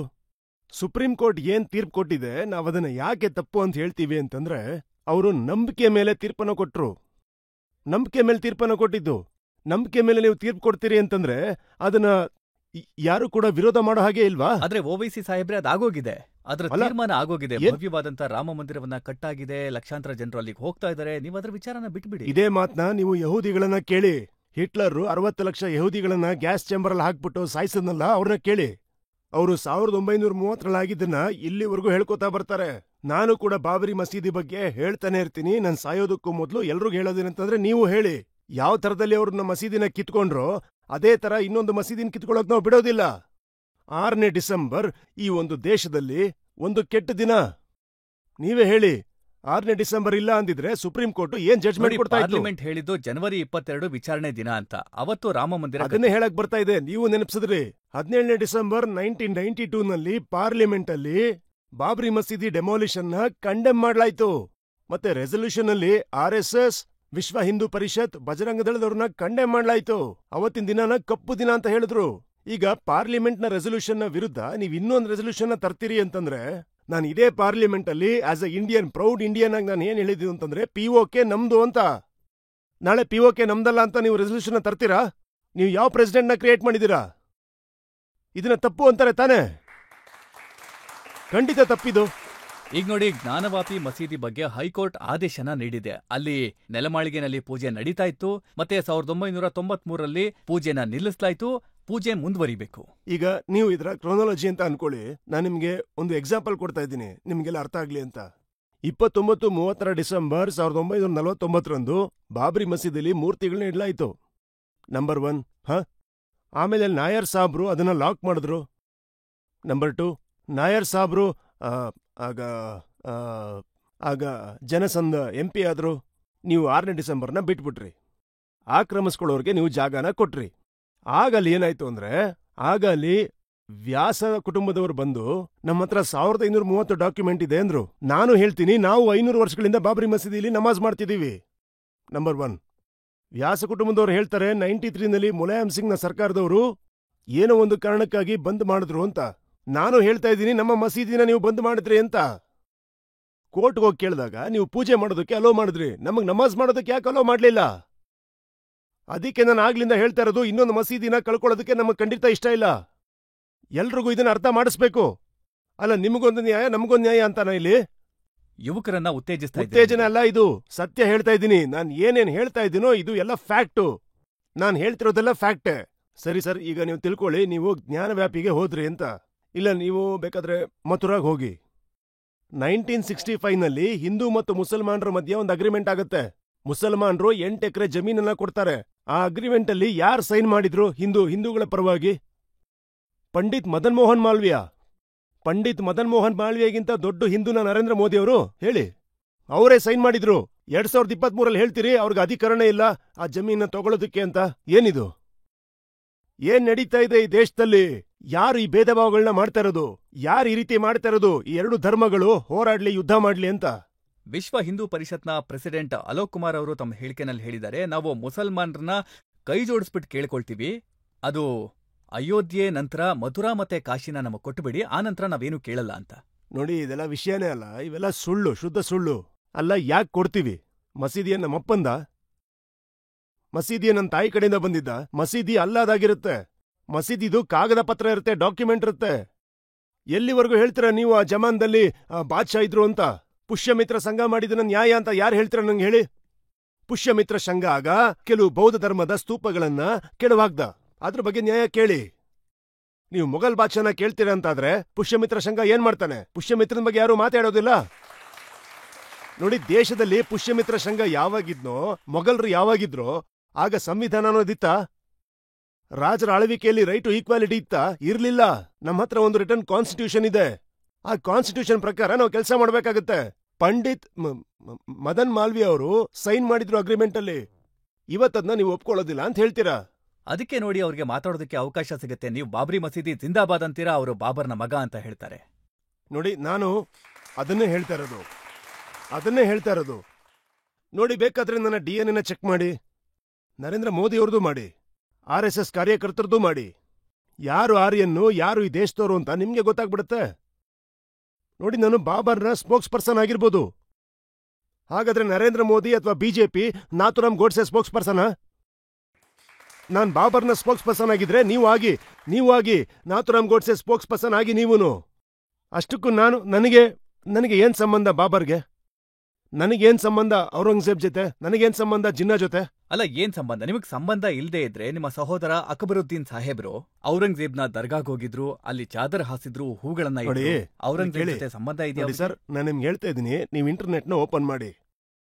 ಅಲ್ಲಿ ಅಲ್ಲಾದ ಒಂದು ಒಲಿ ಮಜಾರ್ ಇದೆ. ಬಹುಶಃ ಬುರಾನುದ್ದೀನ್ ಗರೀಬ್ ಅಥವಾ ಜಜರ್ ಬರಕ್ ರೆಹಮತುಲ್ಲಾ ಇರಬೇಕು. ಅದಕ್ಕೆ ಅವ್ನು ಹೋಗಿರ್ತಾನೆ. ಅಲ್ಲಿಗೆ ಅಲ್ಲ, ದಾರಿಲಿ ಹೋಗ್ಬೇಕಾದ್ರೆ ವಿಚಾರ ಗೊತ್ತಾಗುತ್ತೆ, ಅದಕ್ಕೆ ಹೋಗಿರ್ತಾರೆ. ಅಷ್ಟು ಅಲ್ಲದೆ ಎ ಪ್ರೊಟೆಕ್ಟೆಡ್ ಮಾನ್ಯುಮೆಂಟ್ ಅದು. ನೀವು ತೆಗಿಯಕ್ ನೋಡಿ, ಔರಂಗಜೇಬ್ ಹತ್ರ ನಿಮ್ಮನ್ನ ಡೆಲಿಗೇಷನ್ಗೆ ತಗೊಂಡೋಗ್ತಾರೆ. ಫಾತ್ಯಾ ಪಡೆ ಏನ್ ಮಾಡಿದ್ರು? ಏನೂ ಮಾಡಿಲ್ಲ. ನೀವು ಹೇಳ್ತೀರಾ, ಅಯ್ಯೋ ಅವ್ರು ಹೋಗ್ಬಿಟ್ರು. ಇಲ್ಲ, ಅದು ಏನಂದ್ರೆ, ಸರಿ, ಮೋದಿ ಅವರು ಬಹದ್ದೂರ್ ಶಾ ಜಫರ್ ಖಬರ್ಗೆ ಹೋಗಿದ್ರು, ಸರಿನಾ? ಅದು ಅಲ್ಲ, ಹೇಳಿ ಏನು ಅಂತ. ದೇವೇಂದ್ರ ಫಡ್ನವೀಸ್ ಅವರು ಹೇಳ್ತಾರೆ, ಮಹಾರಾಷ್ಟ್ರದಲ್ಲಿ ಔರಂಗಜೇಬ್ನ ವಂಶಸ್ಥರು ಹುಟ್ಟಿದ್ದಾರೆ ಅಂತ. ಪ್ರಶ್ನೆ ಏನು ಅಂತಂದ್ರೆ, ಯಾರನ್ನ ಹೇಳಿ ಕೇಳಿ ಹುಟ್ಟಿದ್ದಾರೆ. ಇದು ನಮ್ಮ ಸಮಾಜದಲ್ಲಿ ಟೆನ್ಷನ್ ಹುಟ್ಟಾಕ್ತಿದೆ. ನೋಡಿ, ಸಮಸ್ಯೆ ಏನು ಅಂದ್ರೆ, ದೇವೇಂದ್ರ ಫಡ್ನವೀಸ್ ಬ್ರಾಹ್ಮಣರು. ಅವರು ತೋರ್ಸ್ಕೋಬೇಕಾಗಿದೆ ಎಲ್ರೂ ನಾನು ಮುಂದೆ ಕರ್ಕೊಂಡು ಹೋಗ್ತೀನಿ ಅಂತ. ಅದೇ ಅವ್ರ ಪ್ರಾಬ್ಲಮ್ಮು. ಅವ್ರಿಗೆ ಏನನ್ಸುತ್ತೆ ಅಂದ್ರೆ, ಪೋಸ್ಟ್ ಮೋದಿ ಅವರು ಪ್ರೈಮ್ ಮಿನಿಸ್ಟರ್ ಆಗ್ತಾರೆ ಅಂತ. ಸೊ ಅವರು ಈ ಲ್ಯಾಂಗ್ವೇಜ್ನ ಯೂಸ್ ಮಾಡ್ಕೋಬೇಕಾಗುತ್ತೆ. ಮತ್ತೆ ನೋಡಿ, ಯಾವಾಗ್ಲೂ ಕೂಡ ಶಿವಾಜಿ ಬಗ್ಗೆ ಹೇಳ್ತಾರೆ. ಶಿವಾಜಿ ಆಗ್ರಾ ಫೋರ್ಟ್ ಇಂದ ಓಡ್ಬೇಕಾದ್ರೆ ಮುಸಲ್ಮಾನರ ಜೊತೆ ಓಡಿದ್ದು. ಶಿವಾಜಿಯ ಸೈನ್ಯದಲ್ಲಿ ಜನರಲ್ ಅಂತ ಏನಿದ್ರು ಅವರು ಮುಸಲ್ಮಾನರಾಗಿದ್ರು. ಶಿವಾಜಿ ಹತ್ರನೂ ಮುಸಲ್ಮಾನರು ಇದ್ರು. ಆದ್ರೆ ಶಿವಾಜಿ ಯಾರ ಹೊಟ್ಟೆ ಬಗ್ದಿದ್ರಲ್ಲ, ಅವರು ಕೂಡ ಮುಸಲ್ಮಾನ್ರೆ. ಖಂಡಿತ ಹೌದು. ಆದ್ರೆ ರಜತ್ ಅವರೇ, ನೋಡಿ, ಚಪ್ಪಾಳೆ ಹೊಡೆಯೋದು ನಿಲ್ಸಿ, ನಾನು ಹೇಳೋದನ್ನ ಕೇಳಿ. ಶಿವಾಜಿ ಅಫ್ಜಲ್ ಖಾನ್ರ ಕಪಾಳ ಮೋಕ್ಷ ಮಾಡ್ತಿರ್ಬೇಕಾದ್ರೆ ಹಿಂದೆ ಖಡ್ಗ ಇಟ್ಕೊಂಡು ನಿಂತಿದ್ಯಾರು? ಮುಸಲ್ಮಾನ. ಇದನ್ ಯಾರು ಹೇಳೋದಿಲ್ಲ. ನೀವು ಹೇಗೆ ಸೆಲೆಕ್ಟಿವ್ ಆಗಿ ಹೇಳ್ತೀರಾ ಅಂತಂದ್ರೆ, ಸರ್, ನಾನು ಕೂಡ ಸ್ವಲ್ಪ ಹಿಸ್ಟ್ರಿನ ತಿಳ್ಕೊಂಡಿದ್ದೀನಿ. ಶಿವಾಜಿ ಹಿಂದೆ ನಿಂತಿದ್ದೋನು ಒಬ್ಬ ಮುಸಲ್ಮಾನ. ಸರಿ, ಶಿವಾಜಿ ಏನ್ ಮಾಡ್ದ? ಅಫ್ಜಲ್ ಖಾನ್ ಕೊಂದಾದ್ಮೇಲೆ ಇಸ್ಲಾಂ ಧರ್ಮದ ಪ್ರಕಾರ ಅಂತ್ಯಕ್ರಿಯೆ ಮಾಡು ಅಂತ ಹೇಳ್ದ. ಇದು ಶಿವಾಜಿಯ ದೊಡ್ಡತನ. ಆದ್ರೆ ಇಲ್ಲಿ ದೊಡ್ಡತನ ಯಾವ್ದು ಅಂತ ಹೇಳ್ತೀನಿ ಕೇಳಿ. ಸ್ಮಶಾನಗಳನ್ನ ಕಿತ್ಕೋತಾ ಇದಾರೆ. ಇದು ದೊಡ್ಡತನನಾ? ಅದಕ್ಕೆ ಹೇಳ್ತಾರೆ, ಹೇಗೆ ಶಿವಾಜಿ ಹಿಂದೆ ಮುಸಲ್ಮಾನರು ನಿಂತಿದ್ರು ಹಾಗೆ ಮೋದಿ ಹಿಂದೆ ಓವೈಸಿ ನಿಂತಿದ್ದಾರೆ ಅಂತ. ಆತರ ಎಲ್ಲ ಜಗಳ ಮುಗ್ದೋಗುತ್ತೆ. ನಾನು ನೋಡಿ, ಒಂದ್ ವಿಷಯ ಕೇಳಿ. ಸಮುದ್ರದ ಎರಡು ದಡಗಳು ಒಂದಾಗೋಕ್ ಸಾಧ್ಯ ಇಲ್ಲ. ಸಮುದ್ರದ 2 ದಡಗಳು ಯಾವತ್ತೂ ಒಂದಾಗಲ್ಲ. ನಾನ್ ಯಾರೊಬ್ಬರ ಹಿಂದೆ ನಿಂತ್ಕೊಳ್ಳೋದಕ್ಕೆ ಅಂತ ಹುಟ್ಟಿಲ್ಲ. ನನ್ನ ದೇಶದ ಪ್ರಧಾನಮಂತ್ರಿ ದೇಶದ ಜನತೆಗೋಸ್ಕರ ನಿಂತ್ಕೊಂಡಿದ್ದಾರೆ. ಹಿಂದುಳಿದ ಸಮಾಜಕ್ಕೋಸ್ಕರ ಅವರು ನಿಂತಿದ್ದಾರೆ. ಡೇಟಾಗಳನ್ನ ವಿಚಾರ ಮಾಡಿ ಅವ್ರ ಬಗ್ಗೆ ಮಾತಾಡ್ತಾರೆ. ಅವ್ರನ್ನ ದೂರ ಮಾಡ್ಬೇಡಿ. ಅವ್ರನ್ನ ನಿಮ್ಮವರು ಅಂತ ಅನ್ಕೊಳ್ಳಿ. ನನ್ನ ಪ್ರಧಾನಮಂತ್ರಿಯಿಂದ ಅದನ್ನೇ ನಾನು ಬಯಸೋದು, ಬೇರೆ ಇನ್ನೇನೂ ಇಲ್ಲ. ಫೈನಲ್ ರೌಂಡಲ್ಲಿ ನಾವೊಂದೆರಡು ಪ್ರಶ್ನೆಗಳನ್ನು ತಗೊಳ್ಳೋಣ. ಓವೈಸಿ ಅವರೇ, ನಿಮ್ಮಲ್ಲಿ ನನ್ನ ಪ್ರಶ್ನೆ ಏನು ಅಂತಂದ್ರೆ, ನೀವ್ ಯಾವಾಗ್ಲೂ ಹೇಳ್ತೀರಾ ಹಿಜಾಬ್ ಹಾಕೊಂಡಿರೋ ಒಬ್ಬ ಹೆಣ್ಮಗಳನ್ನ ದೇಶದ ಪ್ರಧಾನಮಂತ್ರಿ ರೂಪದಲ್ಲಿ ನೀವ್ ನೋಡ್ಬೇಕು ಅಂತ. ನಿಮ್ಗೆ ಯಾಕೆ ಹಾಗಿಷ್ಟ? ಯಾಕೆ ಅಂತಂದ್ರೆ ಹಿಜಾಬ್ ಹಾಕೊಂಡವ್ರಿಗೆ ತಲೆ ಕವರ್ ಆಗಿರುತ್ತೆ ಅಂತ ಅಲ್ಲ, ಬುದ್ಧಿನ ಕವರ್ ಮಾಡಿರೋದಿಲ್ಲ. ಹಿಜಾಬ್ ಹಾಕೊಳ್ಳೋಂತ ಹೆಣ್ಮಕ್ಳು ಬ್ಯಾಕ್ವರ್ಡ್ ಇರ್ತಾರೆ ಅಂತ ಯಾರು ಯೋಚನೆ ಮಾಡ್ತಾರೋ ಅವ್ರಗಳ ತಲೆ ಕೆಟ್ಟಿದೆ ಅಷ್ಟೇ. ಒಂದ್ ವೇಳೆ ಆ ರೀತಿ ಆಗಿದ್ರೆ ಯಮನ್ ದೇಶದ ಒಬ್ಬ ಮಹಿಳೆ ಪ್ರಜೆಗೆ ಹಿಜಾಬ್ ಹಾಕೊಂಡಿರುವಾಗ ನೋಬೆಲ್ ಪ್ರೈಸ್ ಸಿಗ್ತಾ ಇರ್ಲಿಲ್ಲ. ಅವ್ರಿಗೆ ನೋಬೆಲ್ ಪ್ರೈಸ್ ಸಿಕ್ಕಿದೆ. ನೋಡಿ, ನಾನು ಇಲ್ಲಿ ಹೇಳ್ತಾ ಇರೋದೇನು ಅಂತಂದ್ರೆ, ಮುಸಲ್ಮಾನ್ ಹೆಣ್ಮಕ್ಳು ವೀಕ್ ಅಲ್ಲ, ಮುಸಲ್ಮಾನ್ ಹೆಣ್ಮಕ್ಳು ಎದ್ದೇಳ್ಬೇಕು. ನೀವೇನಾದ್ರೂ ನಮ್ಮ ನಗರಕ್ಕೆ ಬಂದ್ರೆ ನಿಮಗೆ ಕಾಣುತ್ತೆ, ಬುಲೆಟ್ ಮೋಟರ್ ಸೈಕಲ್ನ ಹಿಜಾಬ್ ಹಾಕೊಂಡು ಹೆಲ್ಮೆಟ್ ಹಾಕೊಂಡು ಓಡಿಸ್ತಾರೆ, ಬುರ್ಕಾ ಹಾಕೊಂಡು ಓಡಿಸ್ತಾರೆ ಹೆಣ್ಮಕ್ಳು. ನೋಡಿ ನನಗೂ ಹೆಮ್ಮೆ ಆಗುತ್ತೆ. ಬುಲೆಟ್ನ ಓಡಿಸ್ತಾರೆ ಅಂತ ಅನ್ಬಿಟ್ಟು ನಾನು ಹೊಟ್ಟೆವರೇ ಪಡ್ಕೊಳಕ್ಕಾಗತ್ತಾ? ಖಂಡಿತ ಇಲ್ಲ. ನನಗ್ ತುಂಬಾ ಖುಷಿ ಇದೆ. ನೋಡಿ, ಯೋಗಿ ಆದಿತ್ಯನಾಥ್ ಅವ್ರು ಹೇಳ್ತಾರೆ, ಯಾವ ಹುಡುಗಿಯರನ್ನ ನೀವು ಹಿಜಾಬ್ ಹಾಕಿ ಬಂಧಿಸ್ಬೇಕು ಅಂತಿದ್ದೀರೋ ಅವ್ರನ್ನ ನೋಡಿ, ಇದು ಬಂಧನ ಅಂತೂ ಅಲ್ಲ. ನೋಡಿ, ಯಾವುದೇ ಬಂಧನ ಇಲ್ಲ. ಸರಿ, ಬಿಜೆಪಿದು ಮುಸ್ಲಿಂ ಮೀಟಿಂಗ್ ಆಗುತ್ತಲ್ಲ, ಅಲ್ಲಿ 200-300 ಜನ ಬುರ್ಕಾ ಹಾಕೊಂಡ್ ಬಂದು ಕೂತಿರ್ತಾರಲ್ಲ, ಅದನ್ನೇನ್ ಹೇಳ್ತೀರಾ? ಯಾಕೆ ನಮ್ಮವ್ರನ್ನ ಕರ್ಕೊಂಡು ಕೂರಿಸ್ತಾರೆ? ಏನಕ್ಕೆ ಅಂದ್ರೆ ತೋರ್ಸೋದಕ್ಕೆ ನಮ್ಮ ಜೊತೆ. ಅಂದಾಗೆ ಅವ್ರು ನಮ್ಮವ್ರನ್ನ ಕರೆದು ಕೂರಿಸ್ಕೊಳ್ಳೋದು ಈ ದೇಶಕ್ಕೆ ತೋರ್ಸೋದಕ್ಕಲ್ಲ. ಅವ್ರು ತೋರ್ಸ್ಬೇಕಾಗಿರೋದು ಗಲ್ಫ್ನ ಬಾದ್ಶಾಗಳಿಗೆ, ನಮ್ಮ ಹತ್ರ ಮುಸಲ್ಮಾನರಿದ್ದಾರೆ ನೋಡಿ ಅಂತ. ಅಮೆರಿಕದವ್ರಿಗೆ ತೋರ್ಸೋಕೋಸ್ಕರ ಅಲ್ಲ. ಮುಸಲ್ಮಾನರ ಮೇಲೆ ಅಷ್ಟೊಂದು ಪ್ರೀತಿ ಇದ್ರೆ ಅವ್ರಿಗೂ MP ಸೀಟ್ ಕೊಡಿ, ಟಿಕೆಟ್ ಕೊಡಿ, MP ಮಾಡಿ, ಅವ್ರನ್ನು ಮಿನಿಸ್ಟರ್ ಮಾಡಿ. ಆ ರೀತಿ ಮಾಡೋದೇ ಇಲ್ವಲ್ಲ. ನೋಡಿ, ಅವ್ರು ಹೇಳ್ತಾರೆ, ನಾವು ಹೆಣ್ಣು ಮಕ್ಕಳಿಗೆ ತುಂಬಾ ಮರ್ಯಾದೆ ಕೊಡ್ತೇವೆ ಮತ್ತು ಅವರು ಲಿಬರೇಟ್ ಆಗೋದಕ್ಕೆ ಇಷ್ಟಪಡ್ತೇವೆ. ಅವರು ಕೂಡ ಹೆಸರು ಮಾಡ್ಬೇಕು, ಅವರು ಕೂಡ ಯೋಧರಾಗ್ಬೇಕು, ಇಂಜಿನಿಯರ್ ಆಗ್ಬೇಕು, ಡಾಕ್ಟರ್ ಆಗ್ಬೇಕು. ಅಲ್ಲ, ನೀವು ನೋಡಿ, ಗುಂಡು ಹಾರಿಸ್ತಾ ಇದ್ದೀರಾ, ನೀವು ಬುಲ್ಡೋಸರ್ನ ಉಪಯೋಗಿಸ್ತಾ ಇದ್ದೀರಾ, ನೀವು ಮಹಿಳೆಯರ ಹೆಸರಲ್ಲಿ ಅಲಹಾಬಾದ್ನಲ್ಲಿ ಗಂಡನ್ಗೆ ನೋಟಿಸ್ ಕೊಟ್ಟು ಮನೆನ ಕಿತ್ಕೋತೀರಾ. ಸೊ ನಿಮ್ಮ ಯಾವ ಮಾತಿನ ಮೇಲೆ ನಾವು ನಂಬಿಕೆ ಇಡಬೇಕು ಅಂತ ಹೇಳಿ? सितमगर तुझसे उम्मीदें वफा होगी जिन्हें होगी, हमें तो देखना यह है कि तू जालिम कहां तक है. ಓವೈಸಿ ಸಾಹೇಬ್ರೆ, ನಾವು ನಿಮ್ಗೆ ಎಲ್ಲಾ ರೀತಿ ಪ್ರಶ್ನೆಗಳನ್ನ ಕೇಳಿದ್ವಿ, ಮತ್ತೆ ನೀವು ನಿಮ್ಮ ಸ್ವಭಾವದ ಹಾಗೆ ನೀವು ಹಿಂಜರಿಕೆ ಇಲ್ಲದೆ ಉತ್ತರಗಳನ್ನ ಕೊಟ್ರಿ, ಮತ್ತೆ ತಪ್ಪಿಸ್ಕೊಳ್ಳೋ ಪ್ರಯತ್ನ ಮಾಡಲಿಲ್ಲ. ನಾವೊಂದು ಬ್ರೇಕ್ ತಗೊಳ್ಳೋಣ. ಬ್ರೇಕ್ನ ನಂತರ ನಮ್ಮ ಇವತ್ತಿನ ಜಡ್ಜ್ ಕುಂಕುಮ್ ಚೆಡ್ಡಾ ಅವರ ತೀರ್ಪನ್ನ ಕೇಳೋಣ ಇವತ್ತಿನ ಮೊಕದ್ದಮೆಯಲ್ಲಿ.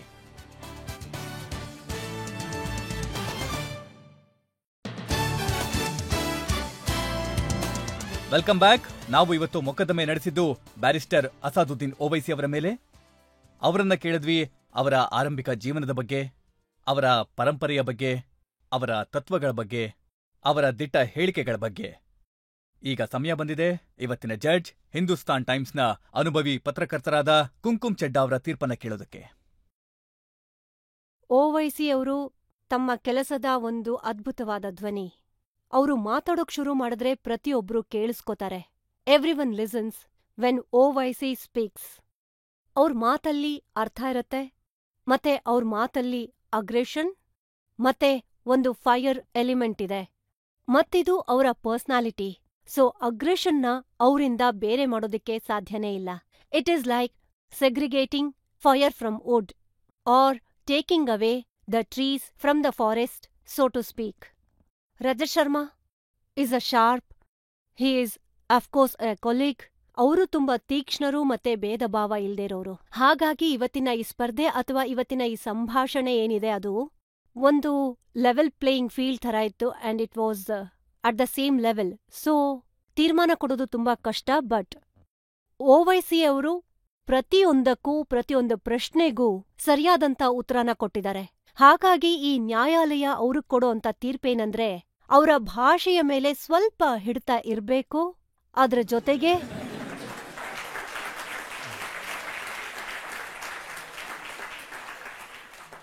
ಅವ್ರನ್ನ ನಿರಪರಾಧಿ ಅಂತ ತೀರ್ಪು ಕೊಡಲಾಗಿದೆ. ಇದೇ ಭರವಸೆಯೊಂದಿಗೆ ಮತ್ತೆ ಇದೇ ನಂಬಿಕೆಯೊಂದಿಗೆ ಅಸಾದುದ್ದೀನ್ ಓವೈಸಿ ಅವರು ಇದೇ ರೀತಿಯಲ್ಲಿ ಜನರ ಸೇವೆ ಮಾಡೋದನ್ನ ಮುಂದುವರಿಸಲಿ, ಸಾರ್ವಜನಿಕ ಜೀವನದಲ್ಲಿ ಮುಖ್ಯವಾದ ಸಮಸ್ಯೆಗಳನ್ನ ಎತ್ತೋದನ್ನ ಮುಂದುವರಿಸಲಿ, ರಾಜಕೀಯ ಜೀವನದಲ್ಲಿ ಮುಂದುವರಿಲಿ ಅಂತ ಆಶಿಸ್ತಾ ಇವತ್ತಿನ ಕಾರ್ಯಕ್ರಮವನ್ನ ಇಲ್ಲಿಗೆ ಮುಗಿಸ್ತಾ ಇದ್ದೇವೆ. ಮುಂದಿನ ವಾರ ಮತ್ತೆ ಭೇಟಿಯಾಗೋಣ ಮತ್ತೊಬ್ಬರು ಹೊಸ ಅತಿಥಿಯೊಂದಿಗೆ. ಅಲ್ಲಿವರೆಗೂ ನಮಸ್ಕಾರ.